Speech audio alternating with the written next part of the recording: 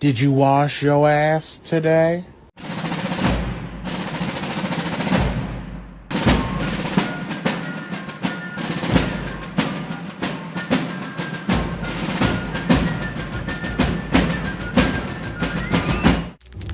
You let one ant stand up to us, then they all might stand up. Those puny little ants outnumber us 100 to 1. And if they ever figure that out, there goes our way of life. It's not about food. It's about keeping those ants in line. That's why we're going back. Does anybody else want to stay? Let's ride!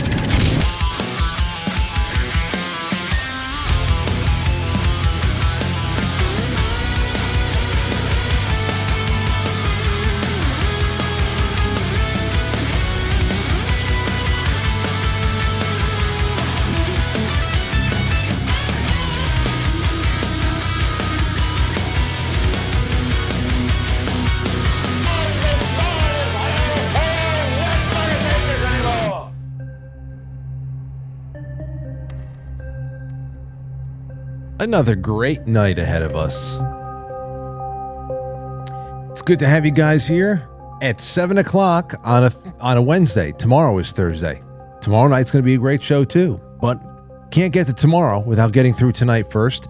And in the first half of tonight's program, we are going to welcome on, it's been a while. I don't know, it might have been sometime last summer or something like that.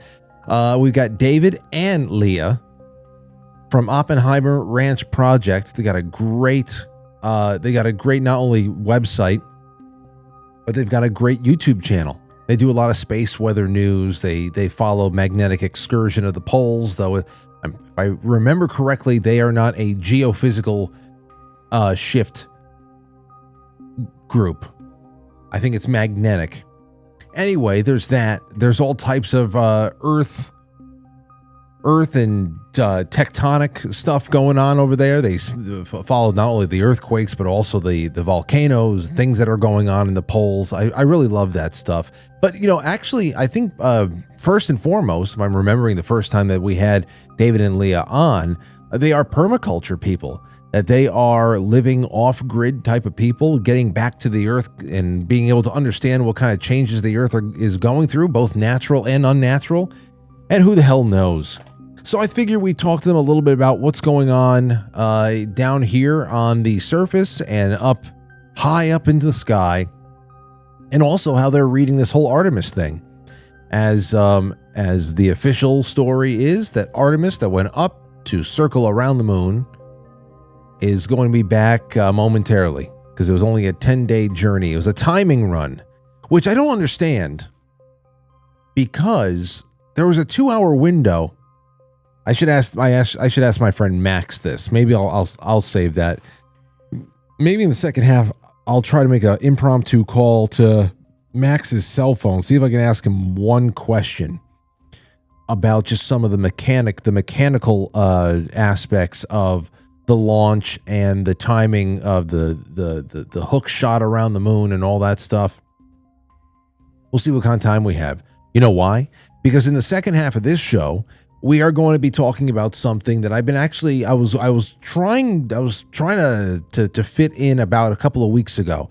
I said, no, let me hold my bullets a little bit here. And I think tonight, the second half is going to be really good. And I found so much more material to pad it with. And the whole question here is about funeral homes and the most common types of fraud that you find going on at a funeral home.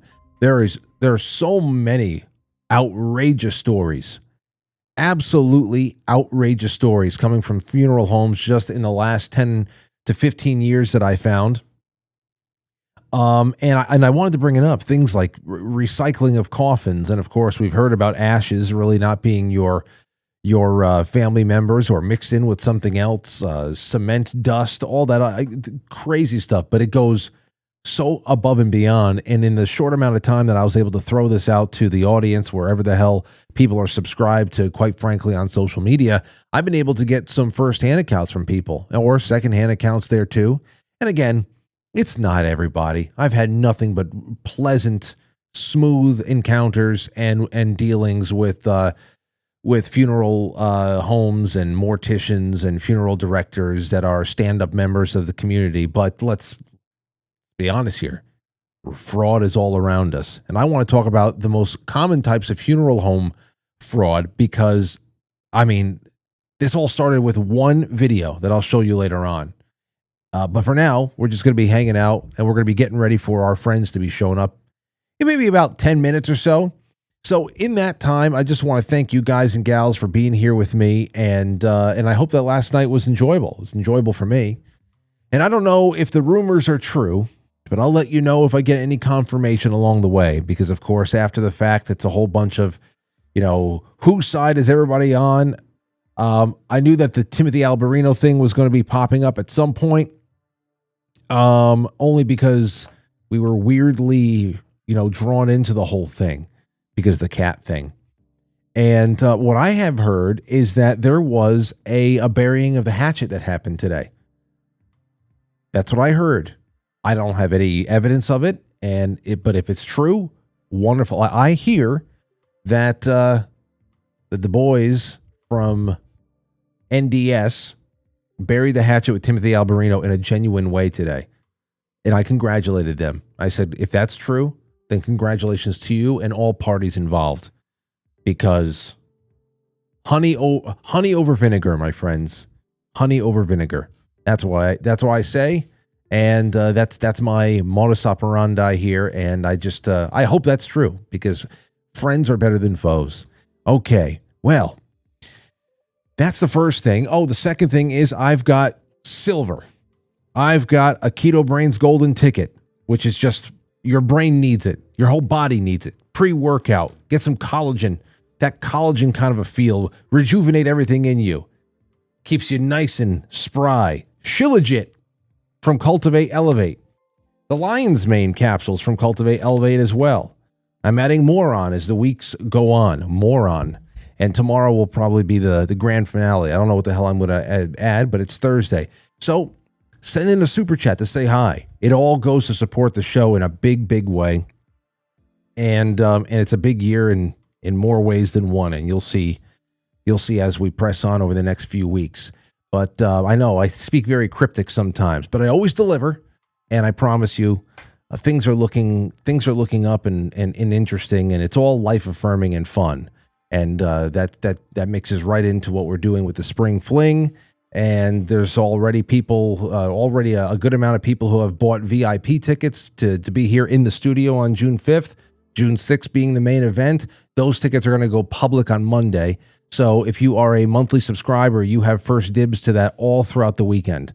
And I hope you do it, because it was really, really fantastic last time. And the general admission tickets, because of the new venue, which is absolutely so much more beautiful, even though the first venue was awesome, but so much more beautiful because of the estate property we have attached to it.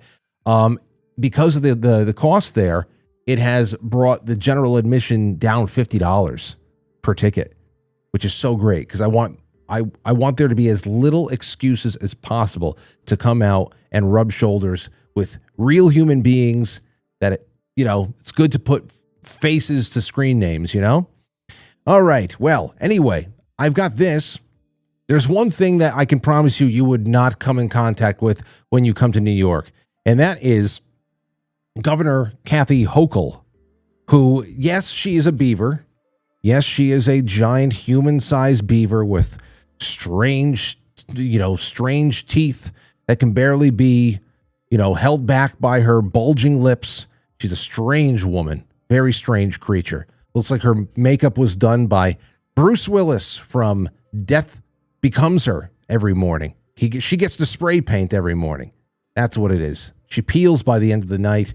Anyway, enough of Kathy Hochul. I think she's gorgeous. Growing number of blue states proposing wealth exit taxes. I promise you, if you come to the Spring Fling, you are not going to be taxed when you leave. Okay? I promise you that. You can actually leave in a very uneventful way. This is incredible, though. Across the country, at least 10 states are now exploring or have already passed an exit or wealth tax in order to combat revenue losses from residents fleeing to lower tax areas. That includes California, New York, Washington, and Michigan. You tally up the value of your home, your cars, your furniture, your assets, your stocks, your bonds, your art. There's a lot of tax on that value. Sandra Swirsky, founder and CEO of Integer, told the National News Desk. Swirsky said among the most prominent is California's proposed Billionaire Tax Act, which would impose a one-time 5% tax on the total net worth of anyone worth over $1 billion living in the state, which would impact at least 200 people. The value of these assets, your net worth, in some case, just think about this. Think about this. These are people. Don't you just want to strangle somebody when you read something like this? Don't you just want to strangle somebody? Because the whole mindset behind this is you destroy the country, jacked up through hubris and everything else, the righteousness of your cause. Yeah, I dare you to leave. We're going to leave. You're not a real New Yorker. You're not a real New Yorker. Everybody takes their businesses and goes. And then the biggest thing you come up with is when you realize that all the people that you hate, you actually need their money. And so what you do is, A, try to hold them hostage, even though you hate them, and you can't admit that the people you hate the most, for none other than their disobedience, you need their money.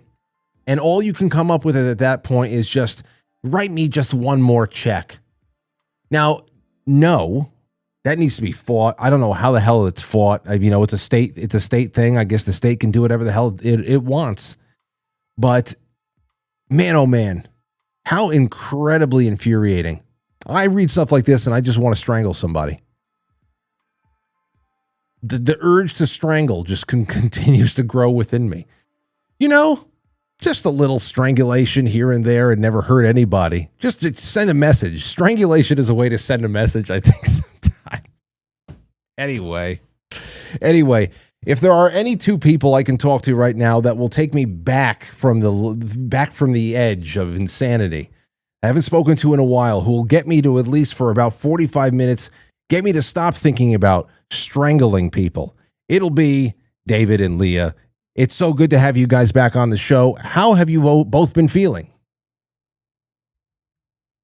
Hey, Frank.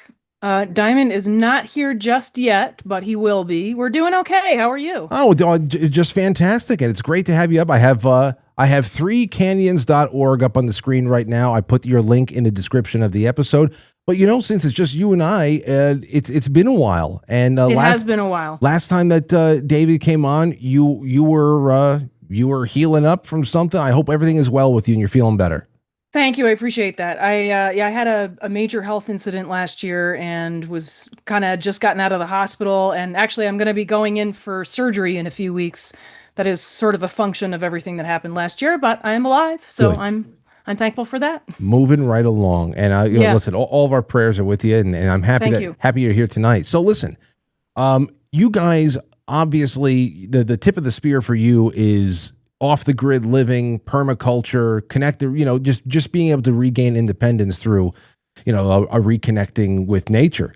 But you really go outward with your analysis on the climate at large, with space, weather, and all that.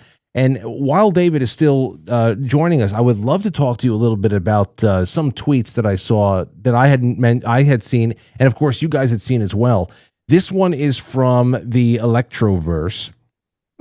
A new study confirms, this is on April 6th, the medieval warm period, this is for all the climate change people out there, the medieval warm period was warmer than today.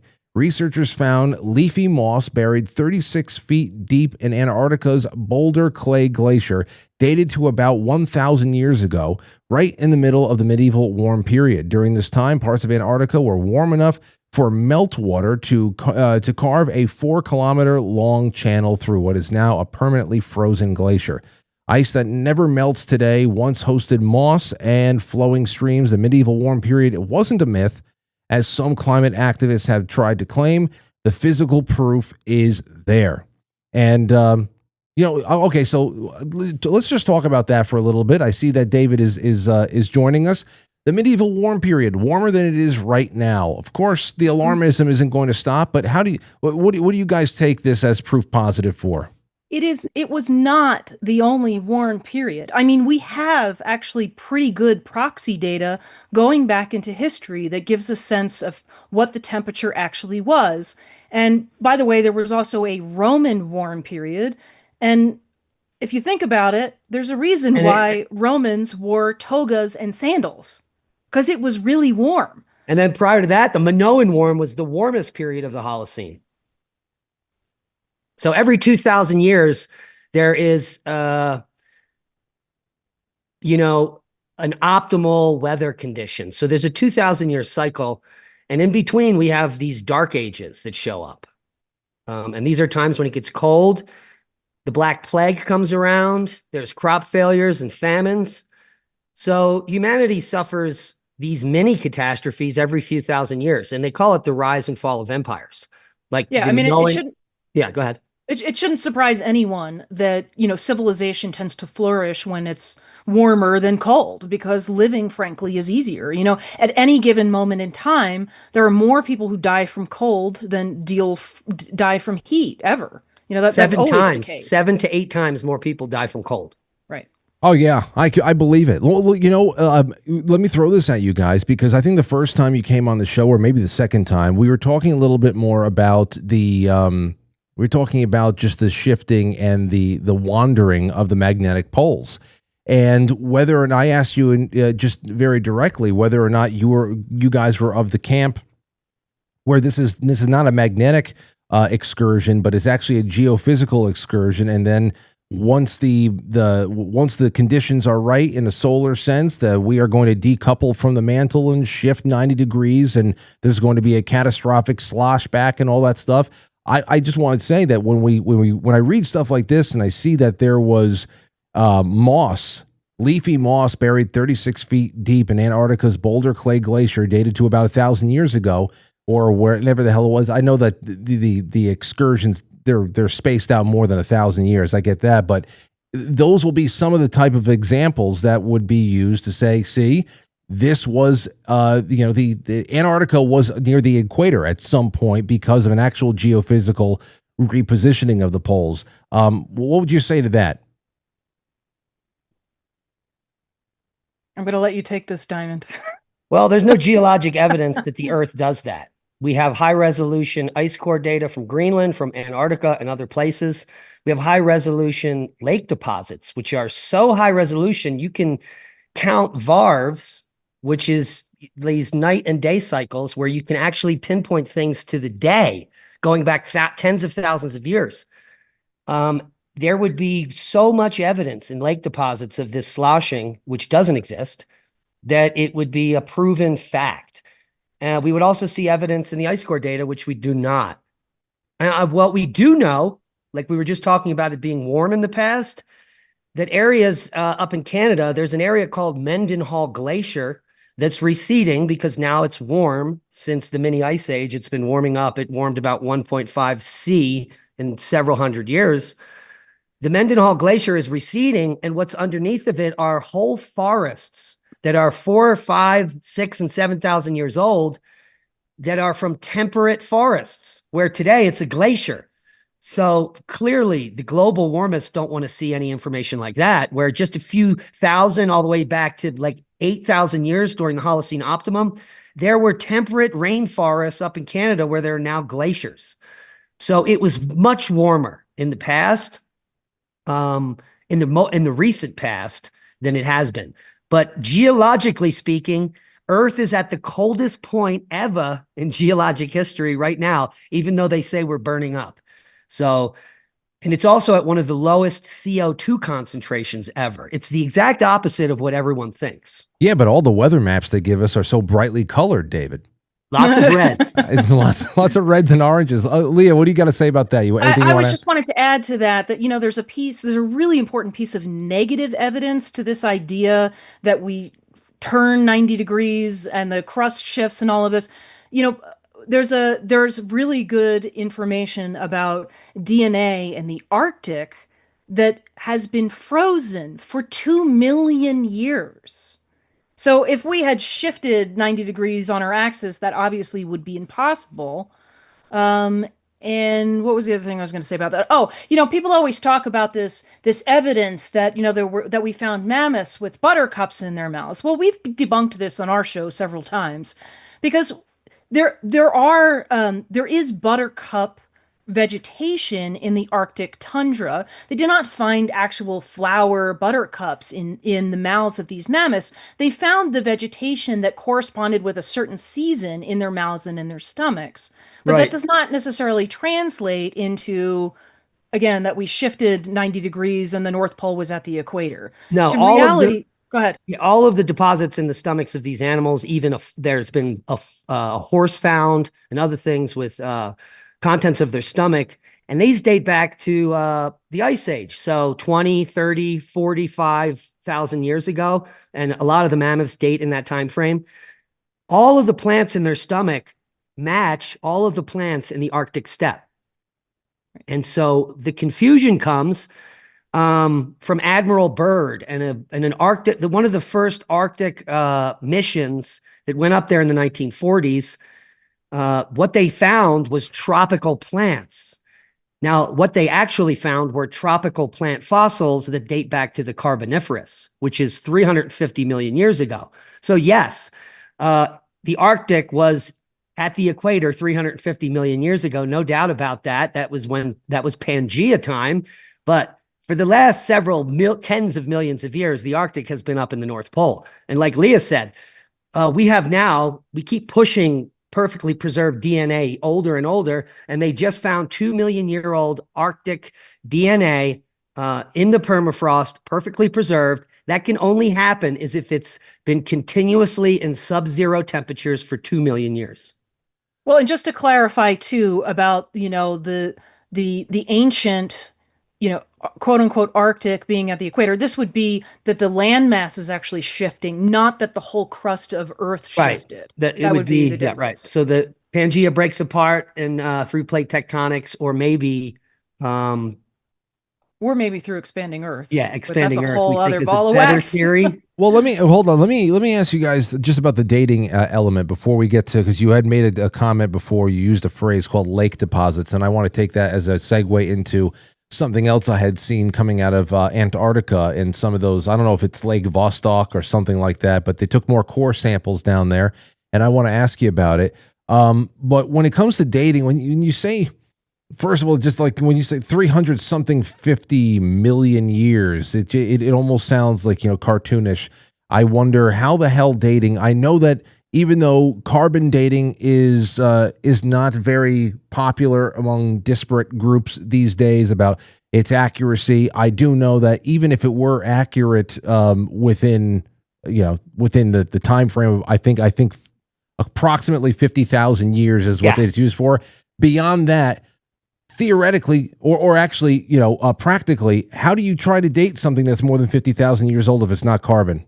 Well, the problem with carbon dating is... Sorry, go ahead, Diamond. Yeah, the problem with carbon dating is it can only be used in the last 50,000 years with any accuracy. Additionally, carbon dating is the number one type of dating that can be contaminated by solar flares or a number of things. So it's really not that good of a dating technique, but it's the best dating technique we have for recent time. There are very solid other dating techniques, like Leah was just about to say, uranium, thorium. This is a very stable breakdown of an isotope that we have an exact atomic clock for. It can't be faked. It can't be manipulated. It can't be bastardized in any way. So at geologic timescales in the hundreds of millions, this type of dating is quite accurate. Not only that, we have in geology something called relative dating, where we know that this layer in the Arctic, which is the Carboniferous 350 million years, we can create a stratigraphic stack of the rocks that are on top of it continuously that we found across the world. And what you're going to have is like 57 miles of sediment above the Carboniferous layer, which just through relative dating proves that it is very ancient, that it took tens, if not hundreds of millions of years to be in the position it's in. And then we can use these dating techniques. So you have better high resolution dating in the deep geologic past than you have in archaeological times, the recent things. Leah, anything you want to add? I have nothing to add to that. He covered it fully. Jeez, Dave, you're nuts. You're unconscious tonight. Okay, well then I want to get to the Antarctica thing. I had seen this, and of course we both had liked it. And this is what it is from Jim Matkin. It says a new study, ice core data shows modern warming is statistically unremarkable. This really just goes hand in hand with what we opened up with. Interestingly, if we compare modern Antarctica to Paleo Antarctica, we learn, quote, no continent scale warming of Antarctic temperatures is evident in the last century. A new statistical probability analysis used Vostok temperature data indicates the reported 1.1 degrees centigrade global warming over the last century since 1920s is not even unusual within the context of the last 20,000 years.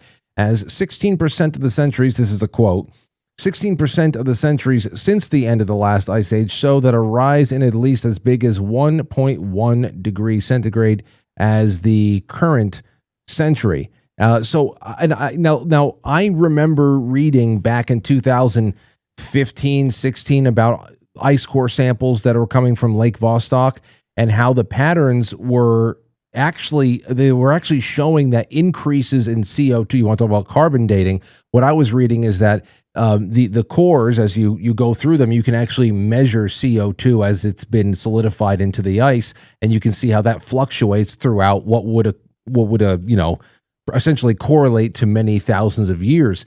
And what I remember from the studies that were popping up about those ice core samples in Lake Vostok from at least 10 years ago was that the increases in CO2 actually followed the temperature changes, not the other way around. Am I remembering that correctly? That is absolutely correct. I mean, you can look at a simple graph of CO2 and temperature always leads. So yeah, there's a 400 to 600 year lag time. And that can be explained by physics. What the general public doesn't understand is that the amount of CO2 that's produced by humans is so negligible. If they understood the scale, how tiny it is, they would be like, that's impossible that we're affecting the climate. 95% or more CO2 that's produced on Earth is outgassed by the ocean, which is a gigantic heat sink. And as temperatures rise, something called thermal expansion occurs. So that's how oceans rise. They don't rise because of melting ice sheets. If you melt all the ice, the ocean doesn't rise that much. It needs to be heated, and thermal expansion needs to cause the rise. So all these physics are involved, and there's a lag time. So the temperature's been rising for 150 years or more since the mini ice age, since the Dalton minimum, let's say. And the CO2's been rising in lockstep with it. If you notice on Mauna Loa, the CO2, it goes up a constant amount. It doesn't fluctuate based on how much cow farts or we burn. It's been going up at a constant rate forever. And that's because it's outgassing by the oceans. We raise 1.5 C, so that proportional amount of CO2 has to be outgassed by the oceans. Now, the good news is that that's greening the earth, and it's getting higher yields in our farmlands and making more trees and forests. Leah? I'll just add to that, if you consider 12,900 years ago, we had the Younger Dryas event, and our temperature changed dramatically. 11 degrees C instantly. I'm sorry, what did you say, Diamond? It was around 11 degrees C. I was trying to remember if it was 11 or 15, right? It's 11 to 15. There's a range. Yeah, we've had huge shifts in the past, multiple times. The Younger Dryas event is not an isolated incident. I mean, if you go back and look at the data, this has happened again and again and again. And with it, CO2 levels have changed dramatically. There have been times where, we're at roughly 420 parts per million CO2 right now. It's been 4,000 parts per million. And guess what? The Earth did not burn up and fall apart. Well, Leah, go ahead. I wanted Leah to expand on something else, and perhaps you guys already said this in the last answer, and it just went right over my head. But let me just ask again: how, in what kind of conditions are created by an increase in temperature that then triggers an increase in CO2? Because what we get, obviously the other way around. They say, well, the CO2 creates almost like a blanket around the world and all that stuff, and the sun can't. It just that kind of thing. It becomes like an insulator, kind of a gas, a greenhouse gas. So, can you explain a little bit how the opposite is actually true? How the temperature rises without the help of CO2, and then of course the subsequent rise of CO2. Well, the part that is a bit of a mystery is the shifts, the big shifts in temperature. The causal nature of that is not entirely clear. And this is something we've been hypothesizing about for quite some time. But when the temperature does rise, what Diamond was saying earlier is a huge part of that is that it causes expansion in the ocean, and the ocean itself is releasing huge quantities of CO2. So it's like, consider that it's like the Earth is like an organism and everything has to be in balance all the time. So if you start shifting the temperature, there's other variables that are going to change, and that includes some of the atmospheric chemistry. Gotcha. Yeah. David, anything more on that? Because I remember having conversations with Jim Lee about the oceans aspect. It's actually kind of coming back to me. I know you guys are familiar. You guys are all familiar with each other, Jim Lee and you guys. But can you talk a little bit more about that? If Leah left a little out? Not really. It's that simple that as the temperature warms, more CO2 is outgassed by the oceans. Remember, 95% of all CO2 is outgassed by the oceans. Humans account for first of all, CO2 as an atmospheric gas is like 0.04% of the atmosphere. And humans are only responsible for 5% of that, which is 0.005% of the atmosphere. That makes no sense. In an average car with 4 people in it going down the Bronx Expressway or whatever you got out there, the average CO2 inside that car with the windows up is around 2,200 parts per million. 2,200. And we think 420 we're all going to burn up. It's absolutely ridiculous. They pump CO2 into greenhouses to get higher yields. It's not a pollutant. It's not a toxin. It doesn't need to be taxed. We need more of it, and it's beneficial to Earth and to life on Earth. If you guys, before we move on to space itself and Artemis and all of that, there's a lot of conversation about the skies that we live under today, how they were even back when I was a kid in the 1990s.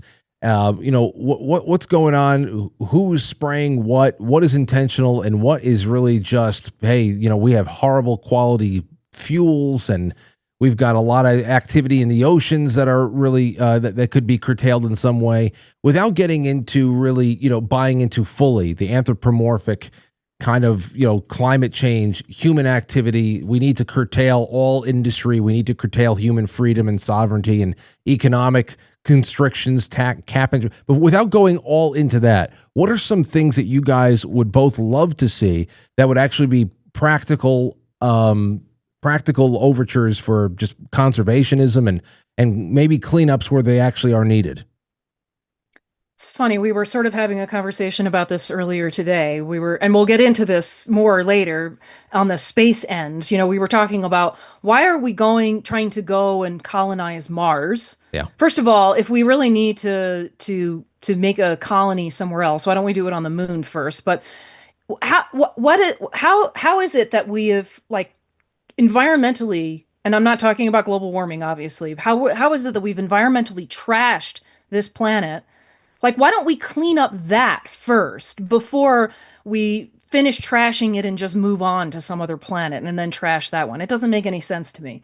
Like, I would love to see us come up with a way of filtering all of the microplastics that we've introduced into the environment, and all of the PFAS, which is in the freaking rainwater at this point. Everywhere. It's everywhere. It is inescapable. I think those are some of the worst things. I think they're terrible for our overall health. There's a lot of indications that that cancer might be related to some of this. Certainly fertility issues. I was just watching something recently about what microplastics do to the gut, and it actually really scared me. I mean, we're talking about, you've got all these little villi in your gut, that help absorb nutrients, and it literally shrinks all of these little villi. The microplastics do. I would like to see all of that kind of stuff get cleaned up. Forget the global warming stuff. It's nonsense and it's unimportant. But we have introduced just so many contaminants into our environment. I would also like to see us stop growing genetically modified organisms. Yeah. We literally, we grow genetically modified organisms like soy so that we can douse them in pesticides, and that carcinogenic pesticides, which are now in the entire food stream. Right. Glyphosate is on everything, and even if you're buying organic, you're still going to be getting glyphosate because it is everywhere in the environment, and there's overspray. And there's plenty of scientific data to show that glyphosate is carcinogenic. There's also been a lot of effort to suppress that information, which is right. Completely crazy, but you have to consider the power of big ag as well as big pharma and big med. And so those lobbies are just so strong, that's probably never going to go away. But that's what I would like to see. David, how would you add on to that? I love hearing about this, by the way, because I like you guys and many of the people who are watching right now, I am 100% on board with just, I've come to see the world as a very intelligent, this planet is very intelligent in the way that it rebuilds itself, it reconstitutes itself, and it is very resilient. Most of the issues that we have that I would consider the most pressing pollution issues that you were just talking about, Leah, is that. What are we drinking? What are we eating? How are we farming? What are we cultivating the earth? I mean, if we all disappeared tomorrow, all the pesticides, the Roundup and whatever, you give the earth just 50 years of us not being around here, everything's going to be nice and cleaned up without us just being here. Except for like PFAS. Sorry, Diamond. Except for PFAS, right? Which is very resilient unto itself. It's a molecule that doesn't break down easily, so that's going to be persistent in the environment for God only knows how long, unless we find a way to remove it. Go ahead, David. You were starting. Well, the problem is that we need to get to is geopolitical. I helped start the march against Monsanto in 2011 when we realized that genetically modified organisms were being doused in glyphosate, which was a known carcinogen, and that it was going to enter the food stream, and the ultra-processed food would all be contaminated with pesticides, which they are. So if you eat ultra-processed food, you're eating ultra-processed pesticide. But if you buy conventional vegetables, you're also eating up to 23 pesticides on fruits and vegetables. The problem is the revolving door. So big ag and big pharma and the EPA, they all switch off directors. So you could be the director at Monsanto, and then you get a position at the EPA years later so that the new guy coming in at Monsanto, you can approve all of his toxic chemicals because you're all in the big boys club. And this has been happening, the revolving door, for decades, which is why we are where we are and why everything is poison. It began when almost none of us were born. Monsanto created PCBs in the 1960s, and they polluted the planet forever. And then we banned them in the 80s, but it doesn't matter because just like PFAS, these chemicals bioaccumulate. So they just get passed from one creature to another, and then that creature gets eaten, and then the creature that eats it has these PCBs in them forever. They're in like all waterways. We would just dump it into rivers in the 1970s. The whole planet is polluted, and we just have more lobbyists that allow it to go on. Well, I mean, in this year, you've seen the reports, Frank, of how much toxic sewage has been dumped into the Potomac and other rivers?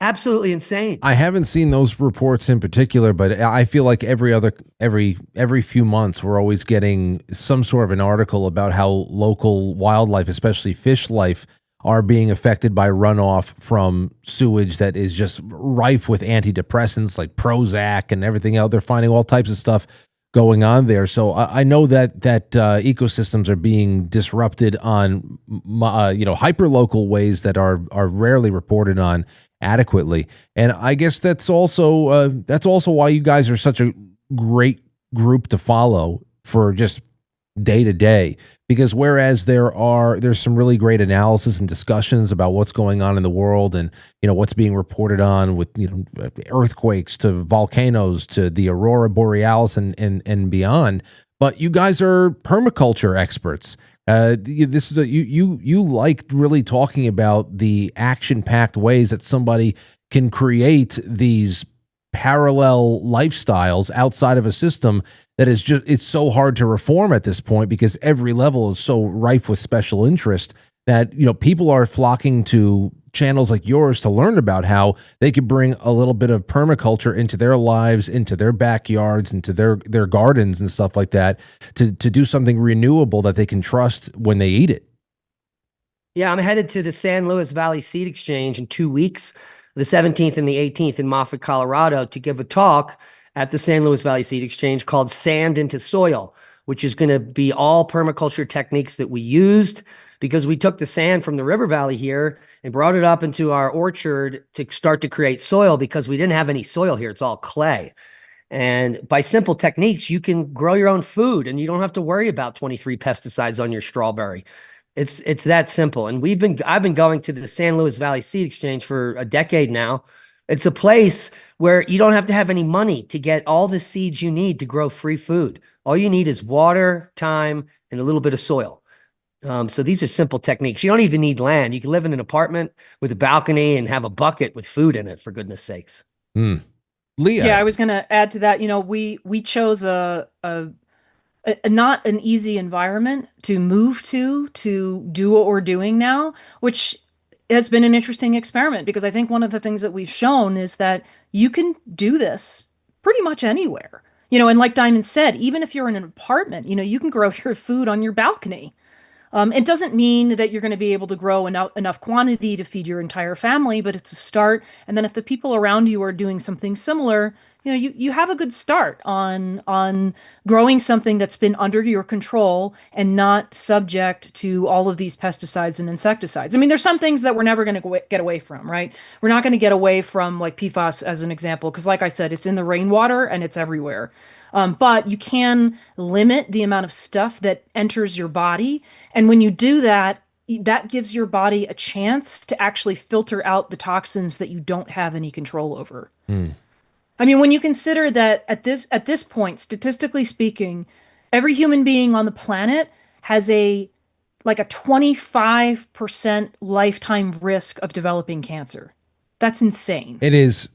I'll tell you guys that it's probably the one of the more I don't know, mind-bending and scary things where it's fluctuates between 1 and 4 and 1 and 3 in some groups, in some areas. There's, obviously there are some clusters in parts of the culture, parts of the country that are worse than others, but men are way more susceptible. I know those numbers are absolutely horrifying because you just feel like you can do everything right and it doesn't even matter. It's like, smoke all you want and eat McDonald's because when you see especially somebody who has taken care of themselves for all their life, all of a sudden come down with some horrible aggressive diagnosis and they haven't been, shot up with one experimental sauce bit or another, and you kind of it calls everything you do into question. Like, where the hell are we going?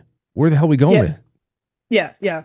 Well, I mean, again, like I said, I think the best thing you can do for yourself is, remove. It's kind of like the serenity prayer, right? There are things you have control over and things that you don't, and you have to figure out which is which. So you do all of the things that you can actually change. You try to remove as many toxins from your environment and what you're ingesting as possible. And that's not just food. That's the stuff you're putting on your skin too. It's like read all of the labels, learn about all of the ingredients, figure out which things should and shouldn't be on your skin. You do as much of that as you can without driving yourself crazy, and then trust your body to filter out the rest, and that's all you can do. Yeah, and do not use sunscreen. Not traditional sunscreen anyway. Right. Over-the-counter sunscreen from Walmart contains benzene. Right. Zinc. You're looking for the zinc-based ones. Yeah, that stuff works. Like the mineral-based sunscreens are pretty decent. Okay, well, that's it. Yeah, like I said, I'd have to bring you guys on more often to talk about this stuff because that is where the rubber really meets the road with action and, also just applying what we're seeing in the news, the patterns there, but also turning it into feasible action. Because there's a lot of people out there wondering what can they do themselves, aside from, of course, getting to know the local farmers, going to farmers markets, and trying to get away from conventionally grown and prepared and processed things like you guys said before. By the way, just to remind everybody, we have Diamond and Leah over here from the Oppenheimer Ranch project. You can find their link in the description of the episode. It's 3canyons.org, all of their wonderful materials. And of course, you can find the link to their YouTube in there as well. Great channel to be subscribed to. Frank, a side note, our YouTube channel almost doesn't exist. What do you mean? A few weeks ago, I was reading an email from someone who was claiming it was part of YouTube's brand account, and they had a deal for me, and 7 people wanted to, advertise or whatever. So I clicked the link, and as soon as I went to sign into my Google account, our YouTube channel got removed from YouTube. It was a Russian hack. They stole my password. And they quickly changed the password, and they uploaded all this grifty crypto nonsense to the channel. And so YouTube removed the channel. The good news is they have really good hacking department, which is over in Europe. So I wasn't really dealing with YouTube. It's the YouTube hacking department, and they could tell exactly when I was hacked, what time, who did it, what they did. And so it took about 7 days, but the channel got restored. I was going to say. It's not that easy because it's restored on a different. It's so weird. I saw that your default was just this. Oh, I was like, that's weird. They don't. Where's their standard default? But at least you got your subscribers back. Yeah, and then they looked at like all 3,400 videos or whatever we have, and then I got flagged on like 57 copyright violations. But they didn't charge me for it because of the whole thing that was going on. So it was a pretty insane process. Wow, guys, the damn Russians, huh? The Russians. Well, I think the good news was that YouTube was well familiar with this particular hack. So their system immediately identified it and shut down the channel. But by the same token, that meant that it was pretty easy to show that it wasn't us that, launched this phishing attack, that it was the hack itself. So good news. Yeah, no, it's good news. I'm glad you guys are back in business. It's like I said, it's a great channel to be subscribed to. And so let me ask you just roundabout, because I've been asking everybody that's been coming on the show, and I'm sure I'll still have some guests to go on this one, but everybody has a different idea about the Artemis mission, about the legitimacy of it, whether it's a deception from soup to nuts, and Some people feel it's a deception for different reasons. Some of them feel, because of their cosmological views of the Earth, why it's a deception. Others just believe that, that you just can't trust NASA to be doing anything. Most people trusted Pokemon Go to just be a really fun game.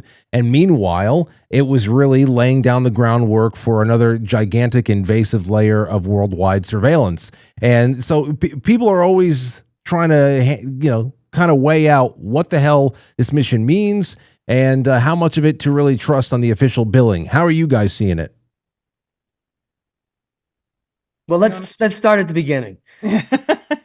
Let's start when we went to the moon in 1969 and the Apollo program. And did that happen in your estimation? I'm going to blow your mind, Frank. My father worked on the lunar modules, so my father did as well. Yeah, both of our dads worked on the lunar modules. 14,000 people working on the Apollo mission, and 9 missions to the moon. And they stepped it up like this because they were terrified that they were going to kill these people. And the astronauts got to have the last say if they were actually going to launch or not. It wasn't the scientists. So it was much different back then. Now the scientists get the say, not the astronauts. They just have to commit to going. Now, in the Apollo mission, 9 missions to the moon. By the 4th mission, we landed on the moon. And we landed on the moon 6 times. And by Apollo 14, 15, and 16, we were staying on the moon for up to 3 days with 4 guys or 3 guys and 1 guy up in the retrieve craft circling the moon. So based on all that evidence, you would have to have like tens of thousands of people creating a deception. So I don't believe that any deception happened. I believe we actually went to the moon. There were guys that were on the moon for 3 days collecting up to 300 pounds of samples. There's videos of it. It would be so impossible to fake all that. And then why would you need to do it with Artemis? This isn't a difficult mission. They basically take 5 volunteer guinea pigs, seal them in a tin can, stick them on the top of a giant rocket that's proven, and hopefully it doesn't blow up. So the astronauts aren't flying the vehicle or doing anything. It happens at mission control. These are just experimental guinea pigs shot on the top of a rocket. It's very easy to go to the moon. You just shoot yourself in the direction of the moon. And if you noticed, you follow the mission. Our celestial mechanics are incorrect because they have to correct the direction of that ship in order to get to the moon. So clearly we don't know what's going on in our own solar system, even in the local environment here with the Earth and the moon. But I believe there is overwhelming evidence that nothing nefarious is happening with Artemis or Apollo. There could be nefarious layers. Like we didn't just go to the moon for a scientific achievement. There could be nefarious reasons why we went there. There could be spy shit going on the Artemis mission that they're not telling us about. They're just collecting their saliva and doing funny little experiments up in there. There could be doing something else that they're not telling us. But I think they certainly went around the moon 2 days ago. Okay. All right. And Leah, how about you? I mean, just to add on to, just the sheer volume of the number of people who are involved with projects like this. I mean, you would have to have thousands of people working on it, believing that they're doing something that they're not actually doing. I mean, what would be involved in creating a deception like this is right. And these are not dumb people working on it. Right. Like it's so, and also there's no way you would be able to contain all of that, right? You would have huge number, especially over so many decades, you would have so many leaks. And then the big question to me, and to me, this is the nail in the coffin, is to what end? Like, what would even be the purpose of deceiving all of humanity about going to the moon? Like, I don't see the point. Like, there's no end goal to that. None of that makes any sense to me. Yeah, my friend Greg Allison works for NASA, and the flat Earth thing happened, and people are saying space is fake or it's made of water or whatever. And so for just under $2,000, he was able to send a weather balloon up into the low Earth orbit, like to see the curvature of the Earth for like $2,000, very little money, with a GoPro. And it's just so bizarre to me. The amount of people, it seems like humanity's getting dumber and more gullible. I don't think it's necessarily dumber, but I do think this is the sense that I have, right? You have a lot of people who will latch on to every single conspiracy theory that comes their way. And I partially know this because I spend a lot of time reading YouTube comments. I think that comments are an interesting window into what the general population is thinking about.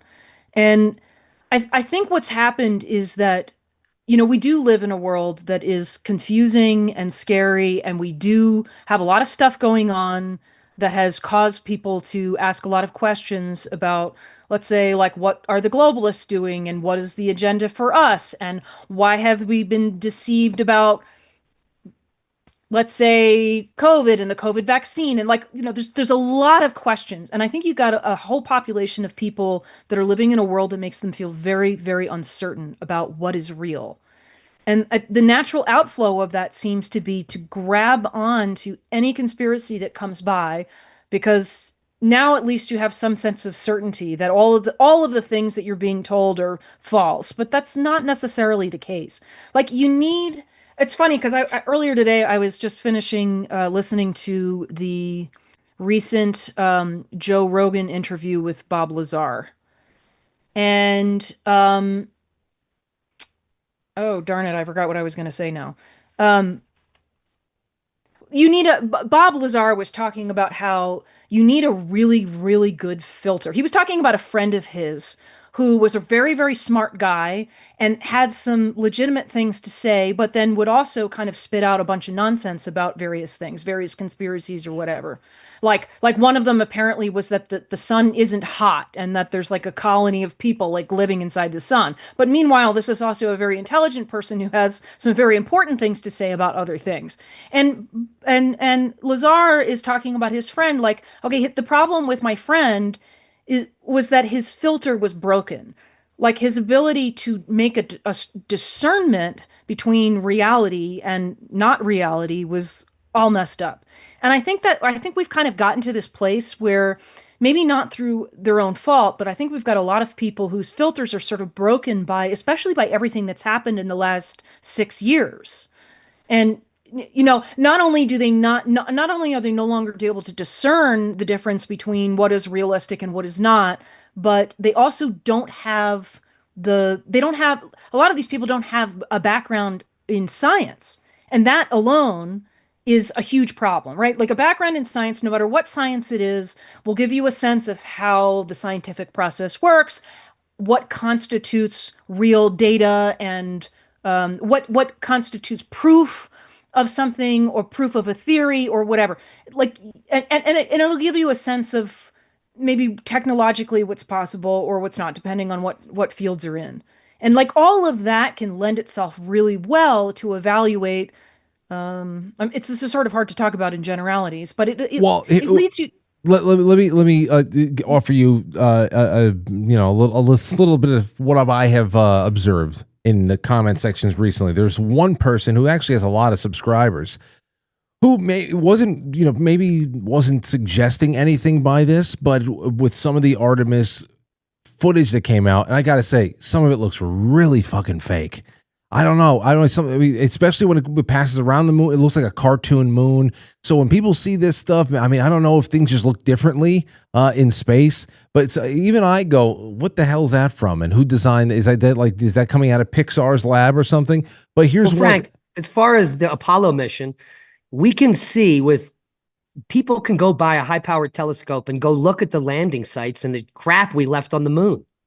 Oh, I've seen that. I mean, so what did we go up and we I've seen that. Faked the moon mission, but we sent another rocket up to put fake shit on the moon to make it look like we were there. But to Leah's point, what I had seen somebody say was, with a fair amount of attention paid to her when she said it, somebody correct me, but I thought that there was no sunlight that reached the back of the moon.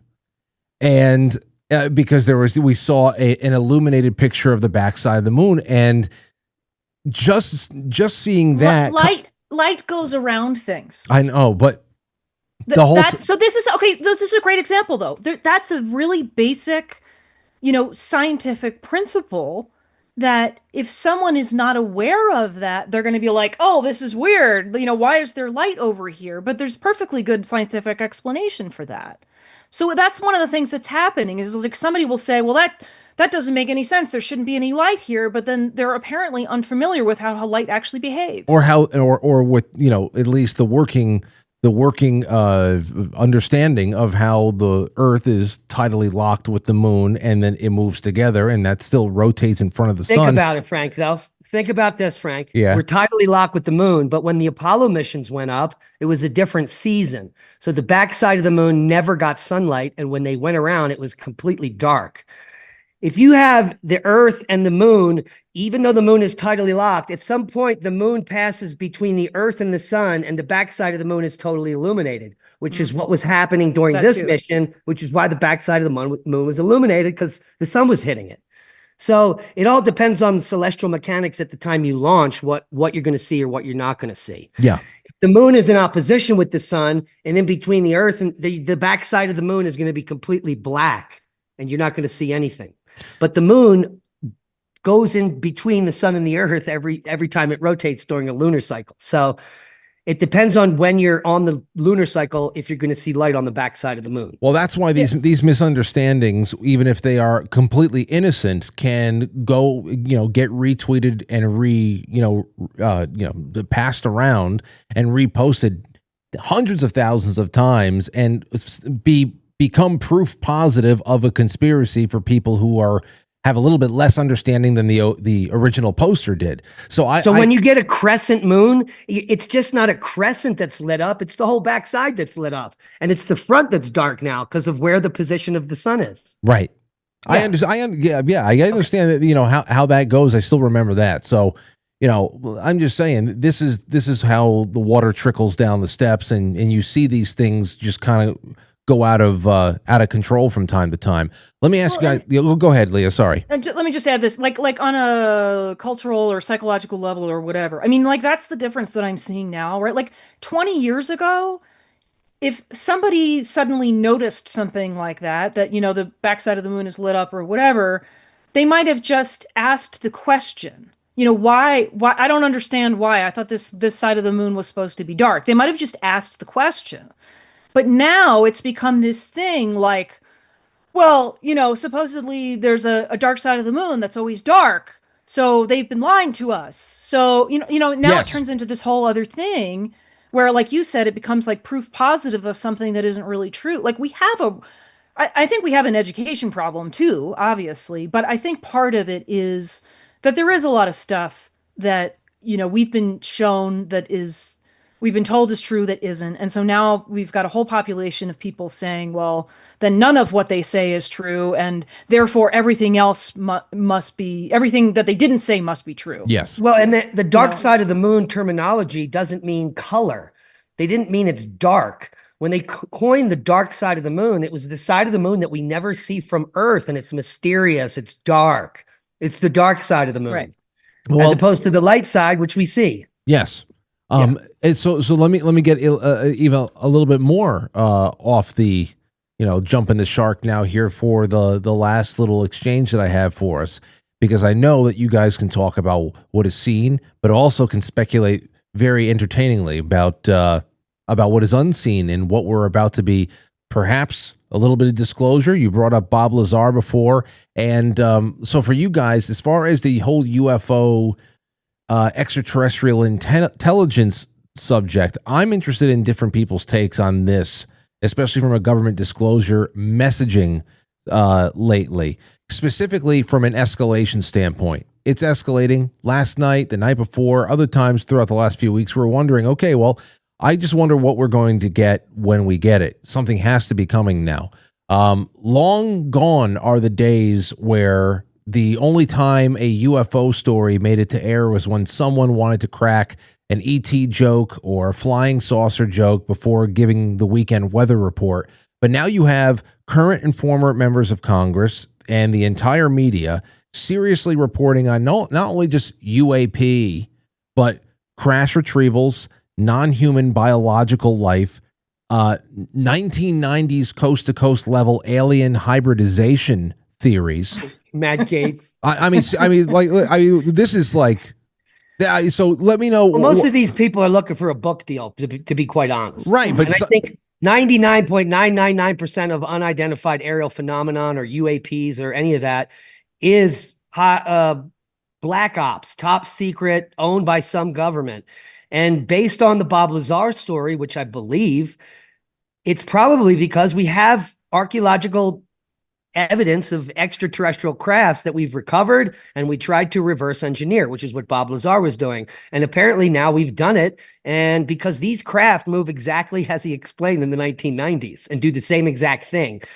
So I don't think that we have aliens in Dulce at level 9 that are interacting with us. I think all that's made up to make money.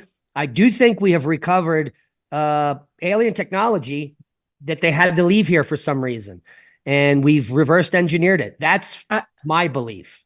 Let me tell you a story. So a few years ago, right here on our road, I had an experience. So we have 2 places on this road. So I was driving from our house over to the ranch, and and it's not far, it's just 2 miles. And as I'm driving, I see off kind of to the left and above me, I am so angry that I did not get video or camera footage of this. There is a metal orb, and it's big, and it's well above me, like hundreds of feet above me. It's a metal orb. It has some kind of etching in it, and it's like moving with me as I'm driving. And I'm so close to my destination that my plan is to just pull in the driveway at the ranch and get out of the car. And I swear to God, the second then this thing was big, like half the size of I was driving a passenger vehicle. I'd say like half the size of my car. And I pull in the driveway, and it literally moves away from me and goes over the mesa behind the ranch. But the thing that was especially striking, I mean, first of all, I'd never seen anything like this. Towards Pagosa or towards Dulce? Towards Pagosa. Huh. Yeah, north. It went north. And again, like Bob Lazar describes, and other people have described, there was no propulsion noise whatsoever. There was no exhaust, nothing like that. I have never seen anything before like that, and I have not seen anything since. It completely blew my mind. I was like, I have no idea what that is. I will say that it did come with a slight feeling of being watched, but here's what I think. Now, I'm not citing this as evidence of aliens among us. I would guess anything that this is some kind of military project. And I was thinking about it today because I was listening to that interview with Bob Lazar, and just the fact that, his whole purpose in being on that project, it was to reverse engineer the technology that had been found, however they had acquired that. And so it stands to reason that we might be experimenting with smaller objects and seeing if we can use that technology. Now, where we live, Pagosa Springs, Colorado, there are a lot of, let's just say, UAP sightings. There's a lot of people who claim. Well, and all the cattle mutilations happened right here in the San Luis Valley. Yeah, that too. And we have another friend who lives in the San Luis Valley, which is on the other side of the Continental Divide, who brought us his personal video footage one day of, lights in the sky that was pretty striking. Clearly was like not a plane or that was a satellite footage from northern Arizona. Oh, I thought it was from the San Luis Valley. Okay, anyway.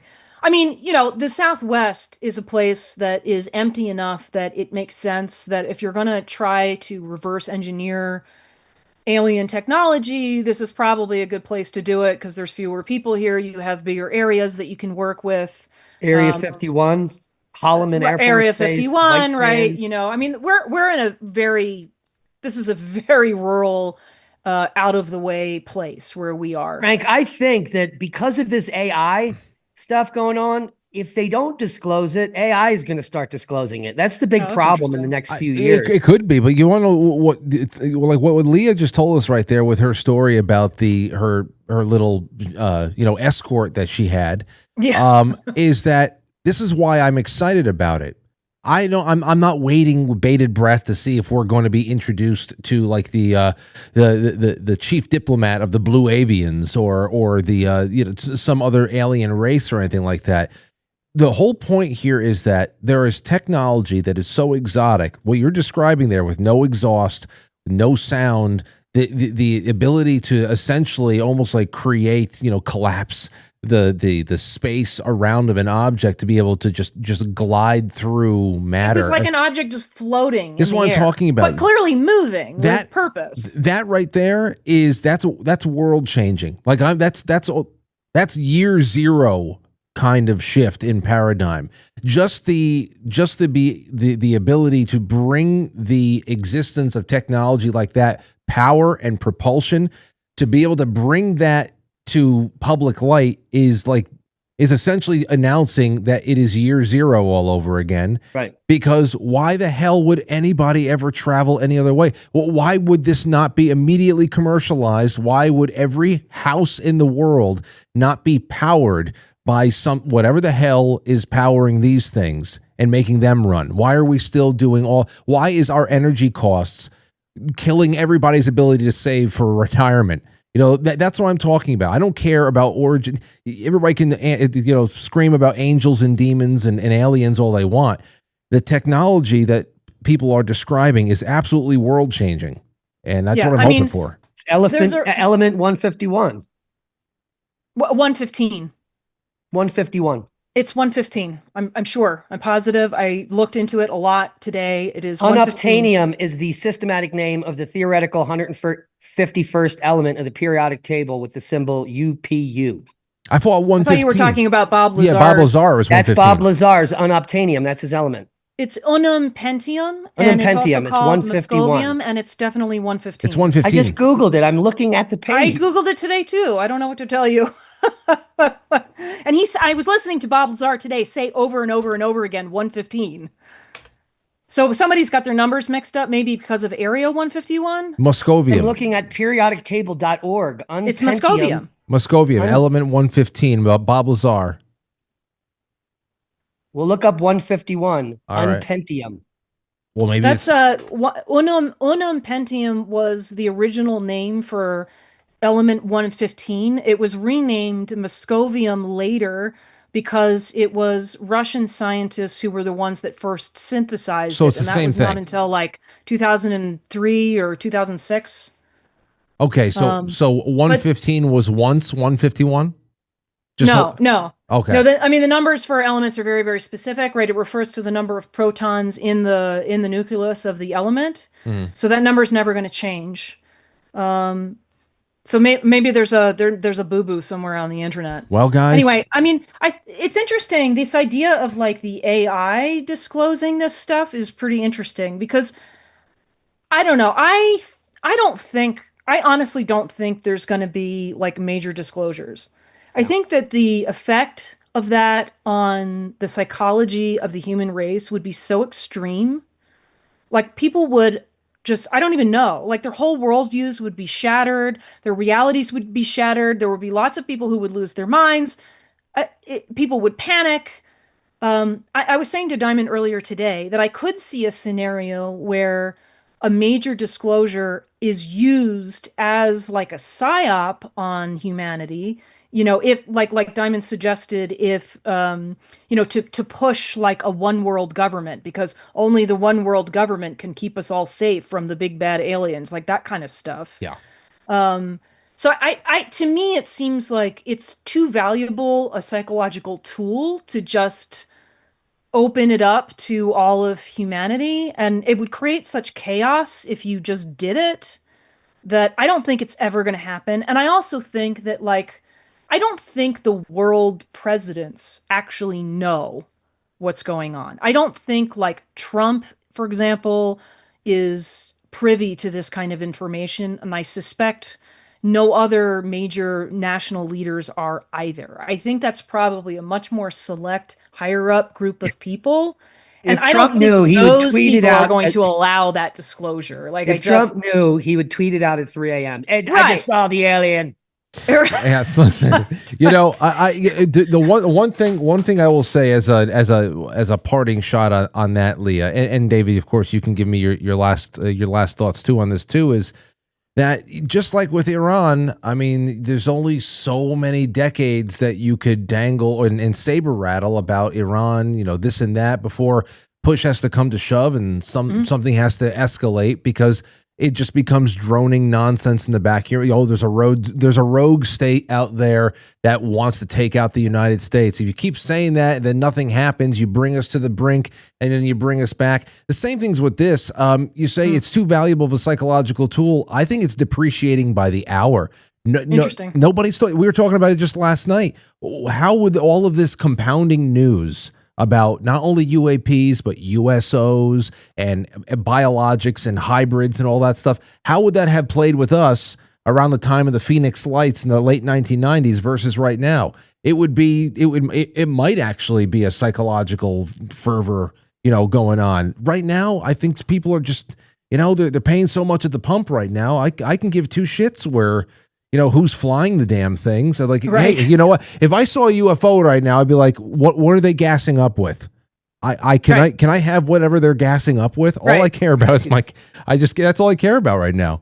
Well, no, so that maybe though is another piece of it, right? Because, okay, for example, you know, there's people like Tesla, right, who potentially maybe developed ways of having actual free energy. And there's other people that have worked on this. And it seems pretty clear that free energy technology has been heavily suppressed because obviously you can't make money off of that. And really, when you think about it, energy is what all of the world's economies run on, right? Like that is the basis of everything. So, you know, if stuff like this, if alien stuff was disclosed and they really do have a technology that allows for propulsion without, you know, sound or emissions or consuming a material, that would be absolutely invaluable in one sense and obviously would help the common man, but it would also completely destroy the entire world economy. Absolutely. But you know, we're talking about many trillions of dollars worth of got put into, you know, oil mine and everything else. So that's always been the biggest question. What does that transition look like from, you know, because how do they not want to maintain their share? It would be such a collapse. How the hell how do you pour one from one cup to the other? Anyway, David, any last things you want to say before we wrap up on this? Anything? Or you started this. You started this, actually. Go ahead. It's all a psyop. Don't believe the hype. Grow your own food. Turn off the TV. Don't go on Twitter. It's all engagement farming. Learn a new skill. Learn how to fish or hunt or get a new hobby. Try Frisbee golf. It's great for you. You know, that's a good idea. It's Frisbee season. And I would love to have both of you, you know, Leah, you said before David arrived that you still have some stuff that you got to clear on your schedule personally and all that. I think that whenever you're feeling up to it, I'd love to have you guys back on as soon as possible. It's always great talking to you both. We'd love to come great back. Conversation, Thanks, Frank, for having us. So 3canyons.org. The link is in the description of the episode. And also you have a now fully restored YouTube account, the Oppenheimer Ranch Project. I hope people find you there. And keep in touch. Let us know all the important updates as they come. You can also follow us on Magnetic Reversal News on Rumble and YouTube as well. Wonderful. Thank you guys both so much. Thanks, Frank. Thanks, Frank. Okay, there they go. Leah and Dave. Diamond Dave. Great stuff, man. Just fantastic. Just fantastic. Okay, so we have a little bit of a shift here. And yeah, I don't know, a lot. Whenever this pops up, it really just comes down to the promises of one person that says this is going to really shake people to their core. And I say, oh, okay, maybe. I listen. Just when you thought you can't be shocked, something happens that kind of shocks you to the core. So there's definitely ways to still shock, but that's another big reason why I'm skeptical about what we're going to be getting something. You have to get something from all this disclosure talk. But to what degree is it really going to be? Is it really going to be? I don't know. I think something innocuous. If they're going to be able to cash in on this in some way without actually giving away too much, because what Leah's talking about right there is huge, and we've discussed that in the past there before. What the question that we asked probably back in 2017 or 18, and I brought some guests on to talk about that, is what would a world look like? What would happen to the world as you start to introduce so-called free energy technology? Like, it becomes a buzzword, free energy, and it's tied to some theoretical glowing object in your mind, something that has a little bit of science, a little bit of mysticism behind it. Tesla's name is often invoked when we talk about free energy and just grabbing energy from the ether, and, you know, what little device might be able to be made to actually, you know, gather all that stuff so a household or a car or an apartment building or an entire city can draw from it effortlessly in a stable sense, in a constantly, eternally renewable sense. And that sounds incredible. But at the same time, if you think about the trillions of dollars that exist inside of just the energy business in all forms, you know, gas, oil, gasoline, and then of course, you know, gas. There's just so much there. So many jobs. What would that actually be like? We think about, wow, I don't have to pay Con Edison anymore. And wow, you think about how energy costs go into everything else. Energy costs go into every ear of corn you buy. Transportation, the gas that's needed to put to gas up the trucks that bring the corn from the farm to the farmer's market. I mean, energy costs get into everything. It's handed down. So you think about that, and we're on the consumer end of it, and we're like, wow, I become comfortably solvent overnight. But then you think about how the rest of the world just collapses. Say, okay, well, how do we ease into this now too? I think that is it. Whenever I consider about how colossal of a change that is, then I start wondering just how big of a disclosure this actually could be. Because the most important thing about the disclosure is technology that's being used. The technology that's being described, that, you know, swarming over naval vessels, and the way that it's able to defy physics, and it's running off of some kind of exotic, renewable, you know, unknown to the layperson form of power, of gasoline. It's not gas. There's no exhaust. It's quiet. It's not running off of a combustion engine or anything like that. So it's like, that's huge. That's huge. I think that would be that would be more mind-blowing right there than getting a Christian or an atheist, Christian and an atheist, to conceptualize that at some point, some other place in the solar system or outside of our solar system, there may be creatures with some you know, some higher than competent level of intellect, and something that we would describe as a heartbeat. You know, I think that it'd be a lot easier for people to just accept that there might be other forms of intelligent life, at least in our little neighborhood over here,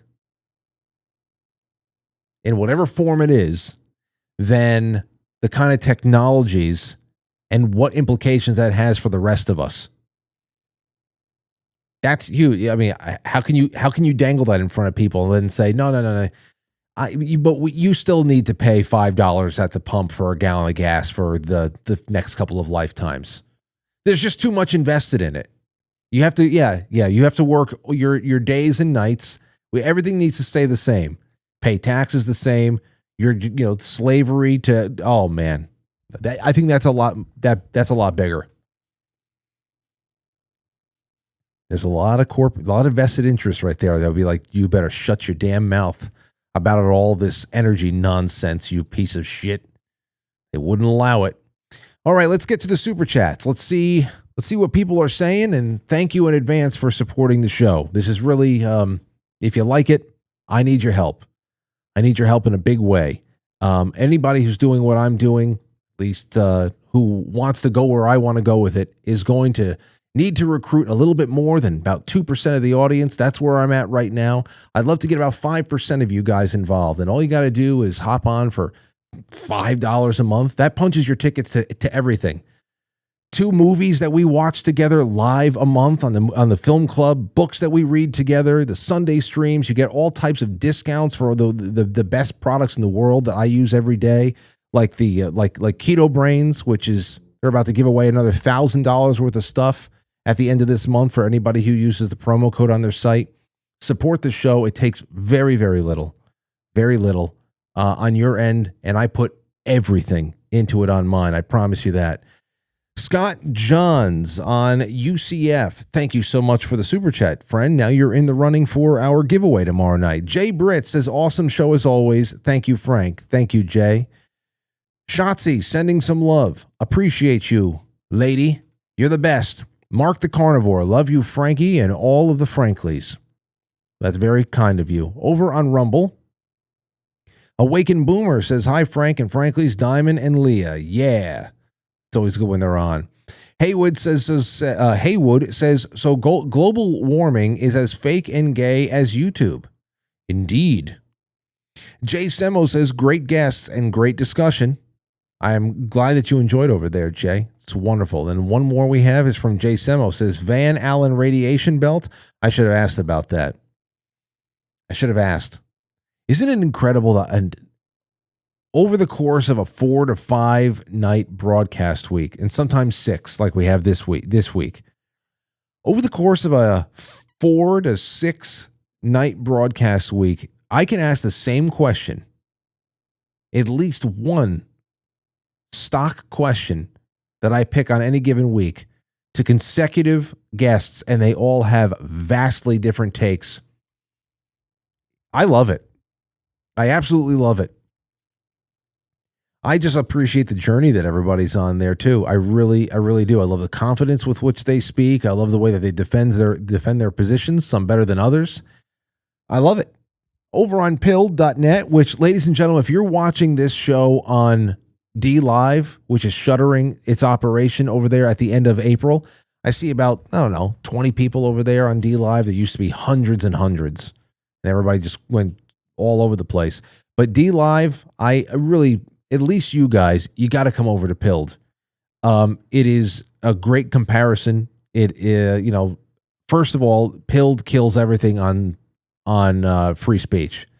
Everything on free speech. That's why all the members only stuff is exclusively there, because we can do so much more types of members only stuff without getting into trouble and just enjoying the privacy and all that stuff. But other than that, if you're on D Live, they have the gold pills. It's just like the lemons. You put in $1, you get some lemons, you get gold pills, and you pass it around to your favorite broadcasters. It's a fun way to monetize live streaming and support live streamers and broadcasters. Other than that, you can do fun things in the chat room. You have complete control over the stickers and animations that you see or don't see. Turn it on, turn it off, whatever. It's the logical next step. D Live is sinking. Jump onto Pilled and help us build a better future over there. It's truly independent, though you can watch the show anywhere at 7 o'clock, as I will always say. But D Live is sinking, and they need a life raft. Come over to Pilled. Corey says, hello. JR at the Lake says hi. Truthful Mama says, I received my prize package and super excited to start the Dragon's Blood, and my husband loves your CD. Thank you. Well, I'm happy you guys like it. It looks like I only have 4 more CDs down there. Maybe I'll throw that in there tomorrow during the final giveaway for the Super Chat raffle for this week. Tommy Jekyll, thank you. Super D, Scotty17, Silly Boar. Tracy says, late fee. Good. Now, don't move. Amethyst Cat Vesper says, genius without education is like silver in the mine. Benjamin Franklin quote. A good one, indeed. Safety Net, thank you, Frank, for all that you do and share with us, especially the fantastic guests and interviews that you bring on board. One love, Lynn. And then there's Tommy Jekyll and Scott17. JR at the lake says, I want a golden ticket. Keto Brainz is a place in my life. Love the stuff. Guys, it's not just like, hey, make your coffee taste good. It enhances everything. Brain function, body function. I mean, this is David and Leah. They come on. They talk about stuff that they really enjoy, and it always comes back around to action. And permaculture is the greatest way where they go about it. How can you create almost like a self-contained ecosystem that can actually provide you wonderful things to eat and even drink that is separate from all of the nonsense that's going on that's poisoning our food supply and everything else? That is part of that kind of action that I put into trying to find sponsors for this show. I've been so lucky to bring Keto Brainz on. And I want to bring this bone broth company on there too. And combining the two is incredible. It's incredible. And it's just all about taking control of building up better versions and reconstructed versions of your own body. So go ahead and do it. It's a lot more than just an awesome additive to what is already the greatest drink that has ever been given to us by God himself. And that is coffee. Then maybe lemonade, iced tea. That's all. I give God credit for that as well. What else? I don't know. Raspberry babinka. JR at the lake, thank you. Porpoiseful, always a great show, thank you. And then Mulberry, love Diamond and Leah, best guests ever. Okay, now, this is when I need your calls. This is some weird stuff I wanted to switch over to. I saw this. We're going into funeral land, which is not a very nice land to go into. New York funeral parlor of horrors named Camelot stacked decaying bodies like cargo while ripping off grieving families. A New York funeral parlor, a parlor of horrors named Camelot, buried grieving families in massive bills while their loved ones decomposed in a garage, in a warehouse, officials alleged. Michael Naughton, 55 of Long Island, was operating a funeral home in Mount Vernon in Westchester. Get out of town. Geez, defrauding dozens of New Yorkers who trusted him to properly take care of their relatives and as they mourned. Prosecutors with State Attorney General Letitia James' office said in a 20-count indictment unsealed on Thursday. So, Michael Naughton, there he is. Camelot Funeral Home. Oh my gosh. That is just, this is crazy shit. A surprise January inspection by the New York Department of Health discovered 13 dead bodies in various states of decomposition thrown throughout the building. Some even stacked up on top of one another like packages at a warehouse, along with 17 boxes of cremated remains. Now, I saw this and I said, okay, well, I'm going to have to pair it up with something that I had found a few weeks ago. This was posted about 7 weeks ago, probably older, but here is the caption. The caption is, do they recycle a casket?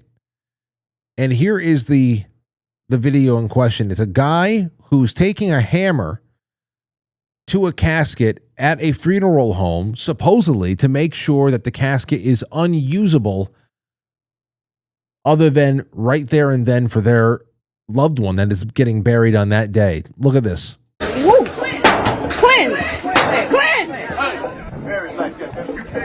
You buried just like it is now. So they don't recycle the casket. He used a hammer to bang what looked like a tin or aluminum casket, and he said, "You bury this right now." Listen, I've had people say this before, that they refused to leave the cemetery before the casket was lowered, and I actually had a friend of mine get in touch with me on this here too. But what they're saying, essentially saying in this video is, I'm not leaving until this is buried, and now I'm ruining the casket. So if you thought that you're going to pull a fast one and dump our loved one into this ditch over here and then reuse the casket for somebody else, you got something else coming. You bury it now. Is that a thing? Do they reuse your casket? No way. I thought the $8,000 I paid for the last one, I thought that was ours. Yeah, well, now listen. Let me also just say again, because there was somebody on Twitter today that I asked this question: if there are any funeral home frauds out there that you think are actually more common than others? I asked this earlier on today, and somebody got very upset. I guess their husband was a mortician. Like, no, all the things that you hear are all tall tales. Like they're not mostly or all tall tales. Okay, it's fraud. Fraud is fraud. People are going to look to, there are people without any ethics, and there are people who are going to cut corners no matter what they do. If they're an accountant, if they're a mortician, I don't know. But there's a lot of weird things that I have seen just in the last 10 years. First of all, here's some of the comments. My grandma is a funeral director. I mean, you have to take this with a grain of salt, this one. My grandma is a funeral director. Yes, it gets reused. I'd have to imagine. I hope that's consent. L.S. Spalding says, ex-embalmer here for the Bay Area, California. Yes, they do reuse a casket if its value is greater than $2,000, and they resell the plot if you don't visit within 6 to 10 years.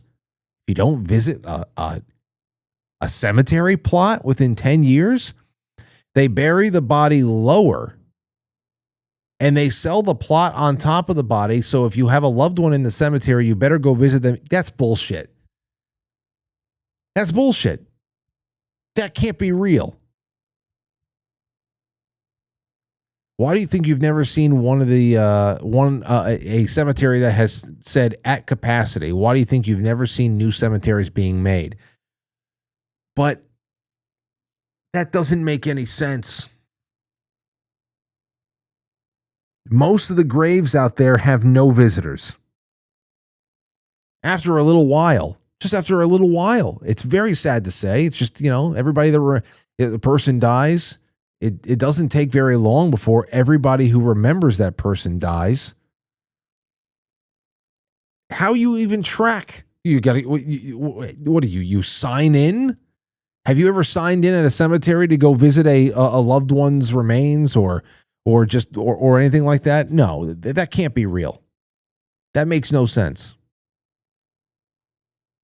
That's ridiculous. People need to start burying their loved ones on their own land and property again. Yeah, well, we have less and less land of our own. Remember? Everyone should sign mine with a Sharpie. Sign my thing. Yeah. Okay. Well, here's a little bit more. A rundown of I went and I tried to find 10 to 20 of the most outrageous funeral home scams that I can find within the last 10 to 15 years.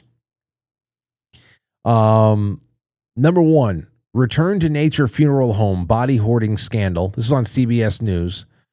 The body hoarding scandal between 2019 and 2023. Owners John and Carrie Halford stashed nearly 190 decaying bodies in a non-refrigerated building swarming with bugs instead of cremating or burying them. Families received urns filled with dry concrete dust instead of ashes. They also defrauded the government of $900,000 in COVID relief funds. Both pleaded guilty, sentence up to 20 years in prison. Again, I would like to say that I've never had anything other than smooth, compassionate dealings with my local funeral directors whenever I was involved in making final arrangements for somebody. And obviously, this is not all morticians and funeral directors are crooks segment. But I just want to talk about, a morbid category of fraud, which is fraud at the funeral home. Sunset Mesa Funeral Home body brokering ring, Colorado. This is from 2010 to 2018.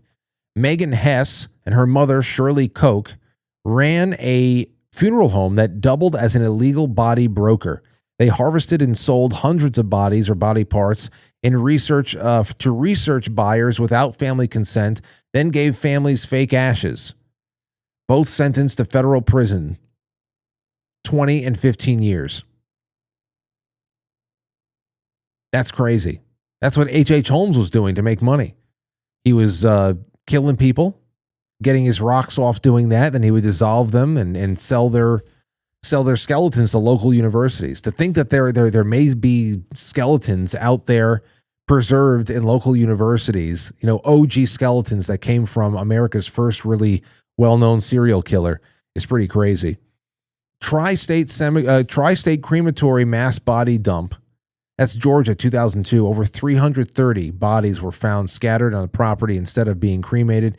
Families received wrong or fake ashes. Owner Ray Brent Marsh was convicted. It's still one of the biggest scandals in U.S. funeral history. Corpse left in a hearse for over a year in Colorado. A funeral home owner was accused of abandoning a woman's body in the back of a hearse for more than a year, while also improperly storing dozens of cremated remains. Pleaded guilty to corpse abuse and theft. It goes on and on and on. A lot of it has to do with ashes that are mishandled, forgery cases. Now, the COVID stuff is crazy. We were learning about that. What was it? It had something to do with grieving families, where COVID relief, you can get COVID relief for subsidized funeral costs. If you signed off on cause of death being the virus, I remember something like that was happening. That there was a certain category of billing that was being done around the time that we were calling, just gross. I wish I could remember the details. So foggy. All the stuff that we went through is nuts. Absolutely nuts.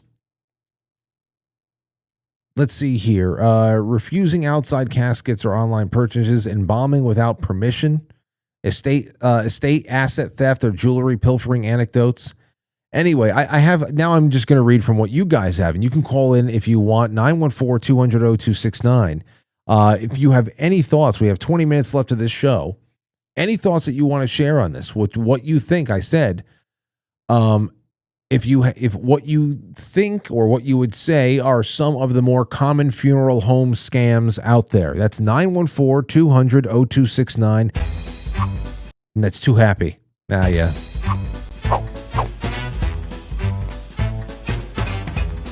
That's right. 914-200-0269. Thank you so much to my cousin Trevor for making this. And of course, there he is, hanging out over here on top of my boom. There you go. All right. So for the second half of tonight's show, what would you say are some of the more common funeral home scams? If you have any in mind, I would love to hear from you. And we have time for at least a couple of, hopefully a half a dozen of you. Let me see here. It's all a scam, says Randy Miller. It's all a scam. Donate your body to science. Family receives the ashes after, completely free. Your soul is in heaven. The body is just a vessel. Stop making these scumbags rich. Well, I mean, body for science. You remember the story about the guy who donated his mother's body for science? He found that she was used for explosives testing. Like, I think it was like ordnance testing. Thought that that her body was going to go to to figuring out how to save somebody from some terrible wasting disease or something like that. And they literally strapped this guy's mother into a car and blew it up like a test dummy. So I don't know about all the donating to science there. I don't know why that would be a better choice, to be honest.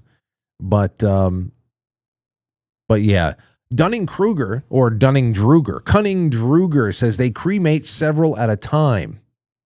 I heard about this with pets, not people, but still, this is what Cunning Druger says, they cremate several at a time so you get representative ash from boxes and people.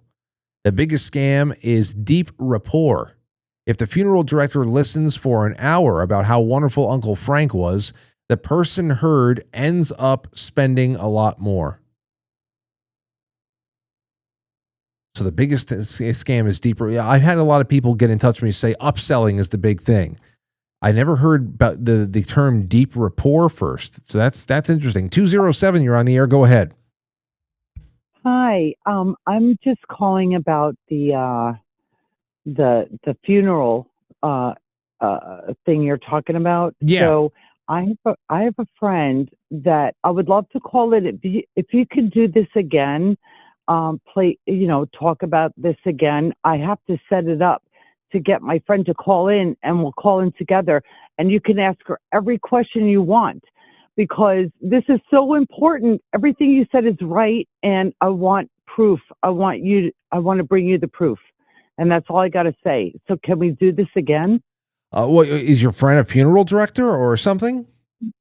She's a mortician, and she's coming back in a couple weeks, and she has to get settled in again. And then we can call in, because she would love to talk to you. I'm sure she would tell you everything, because she told me everything, and she's excited. And they're out of business, and it doesn't matter. And they're in jail, so she could tell you everything. She's calling from jail? No, I'm saying the funeral people are in jail, and she was the mortician for them. Oh, okay. So she testified against crooked practices or something? Not yet, and I don't know if I don't know what's going on yet. Okay. But shit went down in town, and she's coming back up in a couple weeks, and she'll be here for the summer. And if you can bring this subject up again, I want her to call. Okay. She will call. All right. We will call you. Okay. And tell you all the details. All right. Okay. Email me. Just email me and say, hey, Frank, Okay. I have an idea for a guest, and I'll see you in email. Thank you for the call. Okay. Okay. Have a great night. You Thank too. you. Thank you. Email. Okay. So let's see. 914-200-0269. 200-0269. Let's take a call. 716, you're on the air. Go ahead. Yo, Frank, Buffalo Dustin. What's up, bro? What's up, Dustin? How are you? So give me something on what you think is what could be a very common funeral home scam. I've heard numerous ones of fake ashes being sent back to the families, right? There was one, I think, out of Colorado that was pretty big, where they were either, if a family member gets cremated and they send the ashes, that process is completely removed from any one of the family members. They do that for you. And there was one prevalent one, I think Colorado somewhere, where it was either they were sending back the wrong ashes or like a concrete mix type of deal, And I think that's a little bit more prevalent than people like to think, unfortunately.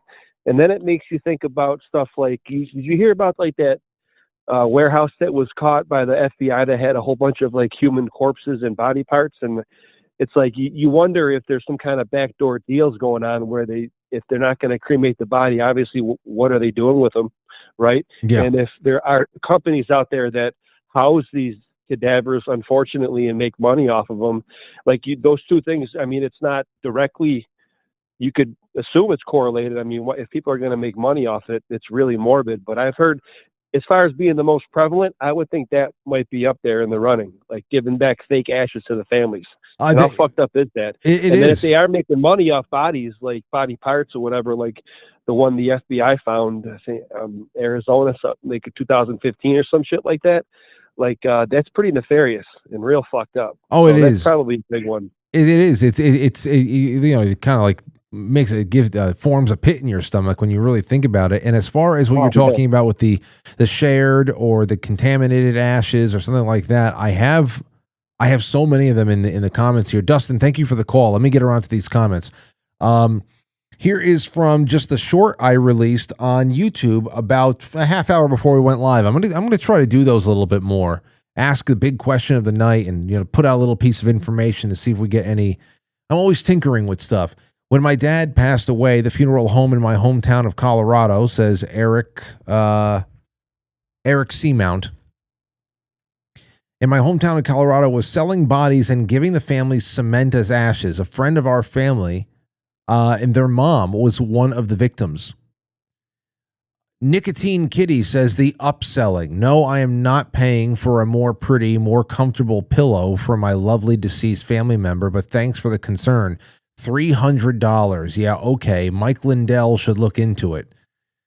$300 just for a pillow? I mean, just put a book underneath my head. Oh, I don't even want to think about this. I can't. I was actually just talking about this with my friend Brooklyn earlier on today. Because this came up. She said, "Hey, what are you doing on the show tonight?" I said, "This is one of the things I'm going to do." And it came up, and she said, "Well, what are you going to do? Are you thinking more like, cremation or whatever?" I said, "Well, I know that cremation is not necessarily liked by my faith, by my church, but it's tolerated.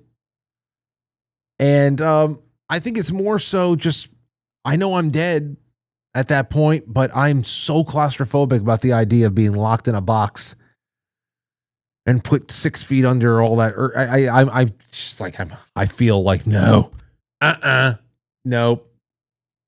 No. Just throw me into the sun.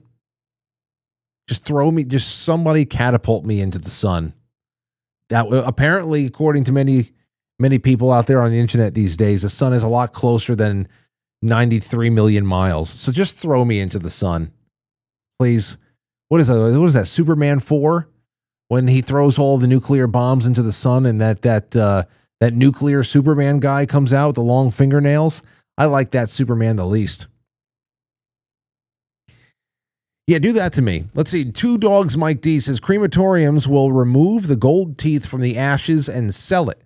I asked the guy who was in charge of cremating my father what was going to happen to his teeth, and the guy told me that it all goes in the urn. I knew that it wouldn't, but I wanted to see what he would say. Damn, Two Dogs. Let me see here. Check out the Louisville, Kentucky funeral home scam. So many corpses found. Yeah, well, I mean, we're talking about hundreds in some of these places. My friend Marisol reached out to me.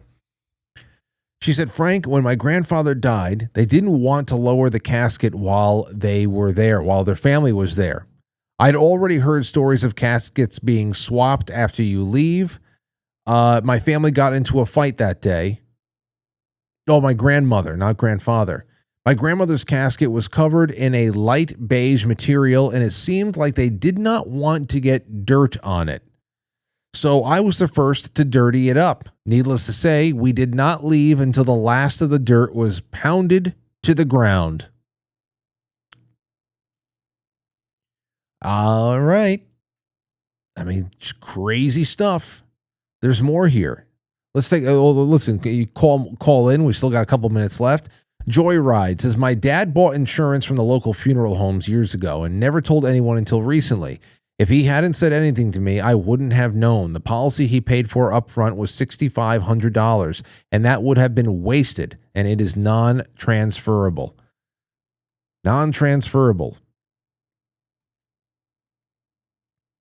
My gosh, let's go. 808. I think this is Hawaii. Do we have a caller from Hawaii? Yes, you do, sir. How you doing? I'm doing well. Welcome to the show. What's on your mind? I would like to nominate our chief of police / mortician that when the Maui, by the way, it's pouring over here. We're getting our third cone of rain, and it's just pouring on Maui. Third time. But the chief of police, right, when the Maui fires came, he took over the coroner, the job of head coroner, which is an elected official. The guy has to actually be elected to take that position. All of a sudden, he just took it over, and it's dropped off the scope a lot. But that guy's kind of creepy. He came to Maui directly as the head coordinator for the Las Vegas shootings. Yeah, I remember that. Yeah, he was the guy in charge of all that stuff, and he came over to Maui. All of a sudden, just became the chief of police. During the fires, he took over the coroner position for some reason. I have no idea. And he's also implicated in the P. Diddy kidnapping trials. He was on that thing. It's just a crooked place over there. Well, let me ask you something about the commandeering of that title of, you know, chief coroner as well. You said it's an elected position. You need to be elected. Is there any kind of did you do any digging into that? Are there any kind of local emergency provisions of what the police can do to fill in times on the with the coroner's office if there's nobody that can take that responsibility on? Possibly, but you know, the guy that had that job, you can read about it. It's kind of he was suing the county and stuff because he got duped for he got cut out of a lot of money for corpses and bodies. I'm gonna call them corpses, you know, he's not really zombies. But yeah, he got cut out. You can read on it online, I'm sure. It's been a couple of years, and I'm not really that sure. And another thing I want to call in, which is kind of what I was calling about, is the UFO thing, right? I worked in 9 wineries, and one of the wineries I worked at was owned by a pilot. It was on the Russian River outside Forestville, and you could pretty much, it was on a knoll. It was Mark West Vineyards Road. It was at Mark West Winery, and the guy that owned it was a pilot. And I was sitting there one time. It was during sunset, and we're watching this light come up from the coast, like zip, zip, doing zigzags. It was a bright, bright, bright light. It was zipping, zagging up the coast, and it stopped. You can see the Bohemian Groves, like almost 4,000 acres, just right down. It goes down the Russian River and up that way. I grew up in Santa Rosa, so kind of familiar with that area. I went to high school in Forestville, for God's sake. A lot of people from high school would get summer jobs at the Grove, you know, so they paid really good, and they just a summer job, you know. Yeah, okay. But then the guy, they stopped above the Bohemian Grove, and this blue light shot out. It went through this cloud, and this cloud illuminated like a weird neon blue. It just blew up. And I'm looking at the wine master and the guy that owns the winery, which is a pilot, an international pilot, big pilot. And after this, and then it goes, boop, the light goes straight up, and the thing just zips right out towards Bodega Bay, straight out to the coast, and was gone. I look over at these two guys. One's a pilot, one's a wine master, the maker of winemaker. And just, it was weird. He goes, oh, yeah, it's the government doing shit. It's like it stopped right above the Bohemian Grove and shot this blue light down. It was creepy. Wow. So you have a Bohemian Grove UFO story. That's interesting. Isn't that weird? Isn't that bizarre? That's the first time I've ever heard something like that before. That's, you know, almost like making a pit stop or something like that. That's incredible. And when the light came up, it went straight up into this. I couldn't see what it was. It was just a bright, bright light. And then the light was like just a neon blue, but the cloud stayed blue and slowly dissipated over about a half hour, 20 minutes to 40 minutes, something like that. It just like, it was like, it's just a whole cloud light. It was a neon sign. It was pretty bizarre, actually. Yeah. Anyways, that's... Well, thank you. Yeah, well, thank you. It kind of give me Independence Day vibes with the neon blue that came from the bottom of the ship. And right on, you know, whether or not there are local provisions for the chief of police to take over the coroner's office, at least temporarily in an emergency, is really second to the fact that it was just an incredibly weird, coincidental change in job location and transfer from department to department from the craziness out there in Las Vegas around the time of the shooting in 2017 to, of course, Lahaina. That's nuts. In and of itself, it's nuts. Let's see here. Somebody else said proactive flailer. This one just pops up just so much. It seems like it's the most common thing that people think is going on often, or at least often enough. You don't really get your loved one's ashes back. Their body was sold. I mean, it's really extreme that you don't really do it. The body is been sold somewhere else. If it's a child, you can imagine who gets the body after burial. So that gets, now we're getting really dark. I don't think I can't bring myself to think that this is that common, that automatic.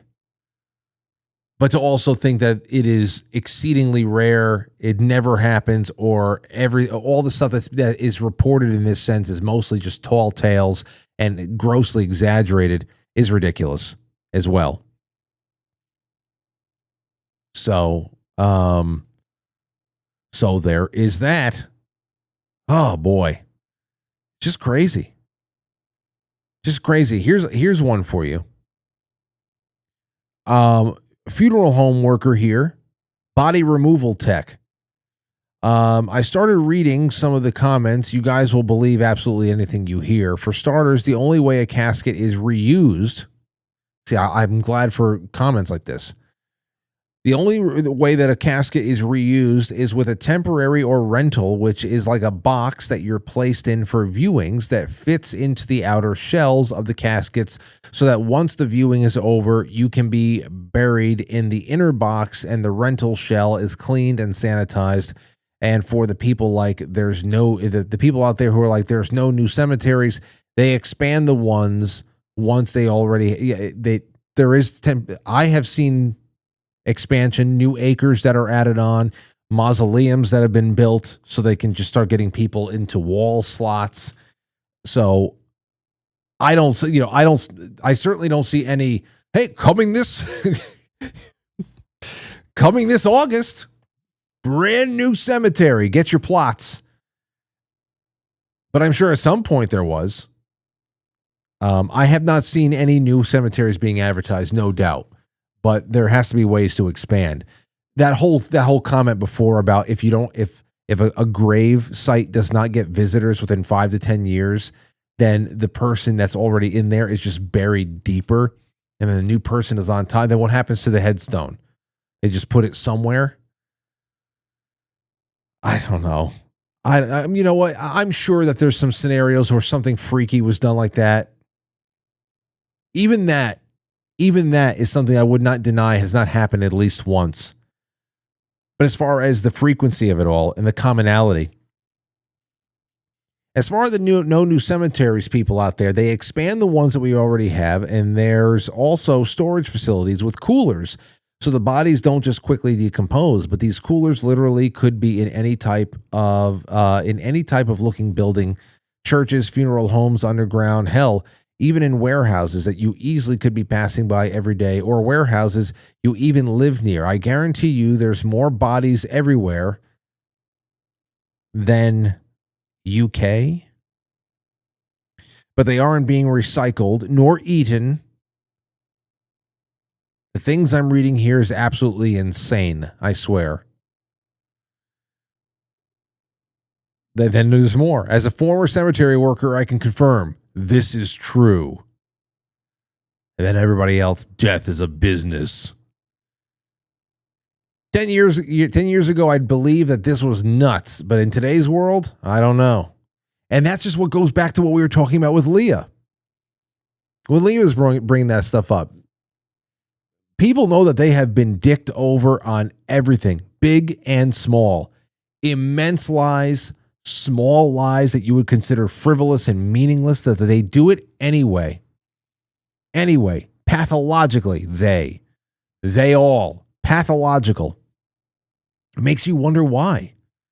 And it really makes you wonder if it doesn't matter what size the lie, then after a while, you just start assuming that everything's bullshit. After a while, at least.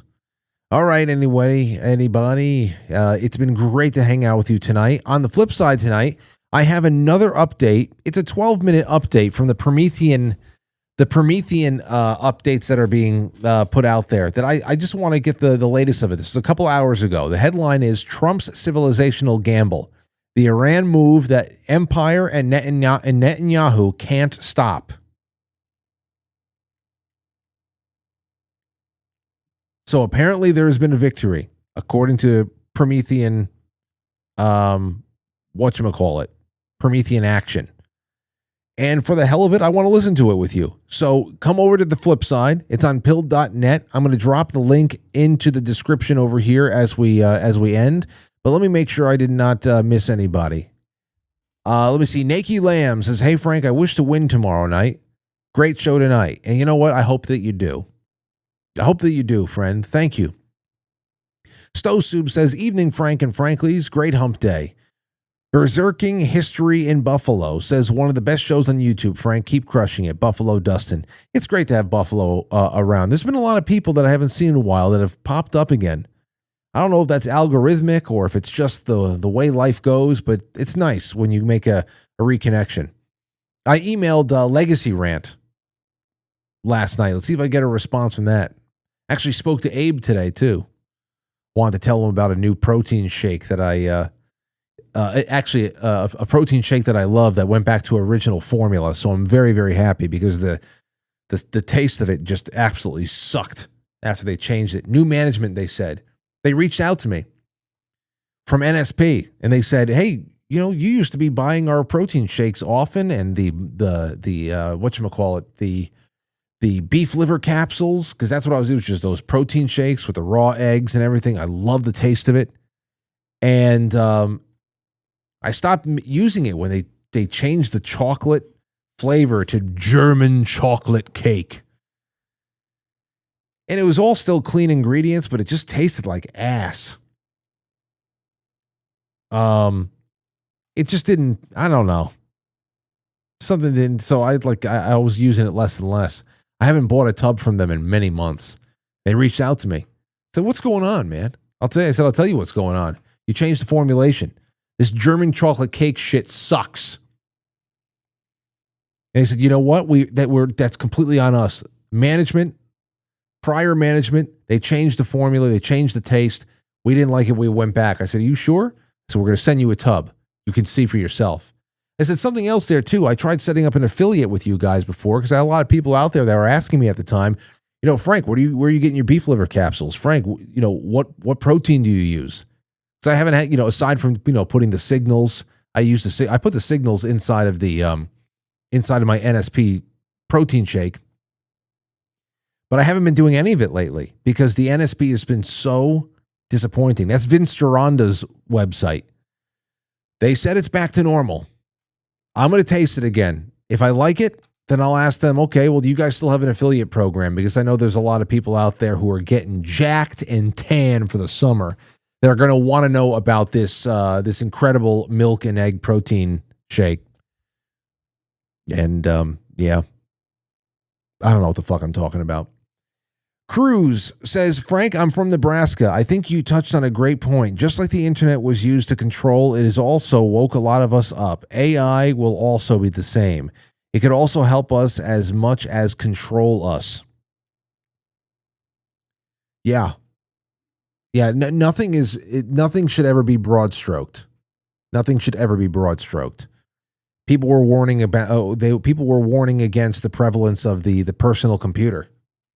You know, how is this going to affect our humanity? And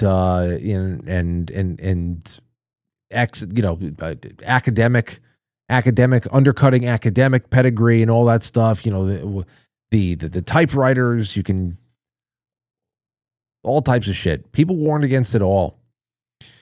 Now, obviously, this is a lot more space age weird, the AI stuff and how we've already seen it get used.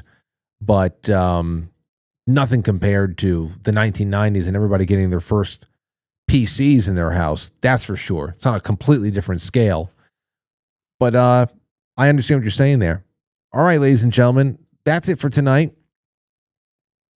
Oh, Haywood said one more time. Says Buffalo has a place up to 6. No, Dark Heart Hemi. Buffalo has a place up to 6 in a plot, I think. 2 caskets and 4 urns. So that's the family plan. That's a family plan. Haywood says if you bury a member of your family on your property, you can declare it as a cemetery and get a big discount on taxes. Why do you think President Trump buried Marla? Marla? He didn't bury Marla.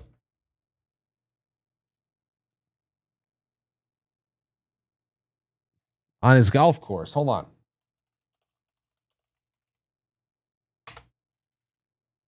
What? Hold on, wait. No, Marla Maples is not buried. She's alive.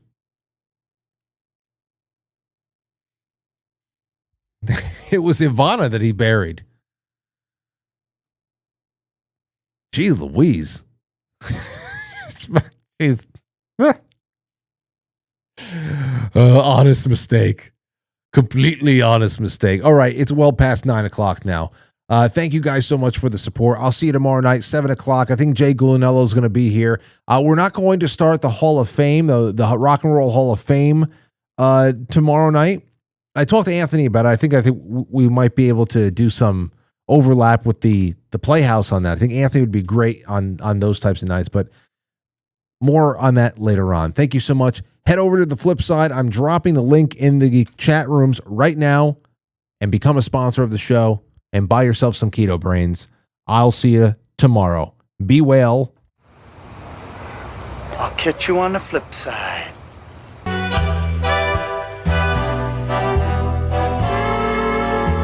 Ah, yes. Coming on over to the flip side where we can go and, I don't know, dive a little deeper. That's what we do. More than just the tip. Guys and gals, thank you for everything tonight. And I wish nothing but the best for you, your family, your friends. And tomorrow is another day. As always, thank you for tonight. Punch your ticket to Film Club and everything else. And also, if you sponsor the show for more than $10 a month or 10 or more, you're also getting a 20-year anniversary t-shirt that are just looking fabulous, and we just ordered a whole bunch more. So yeah, they're going, and we need you on board. Thank you. Good night.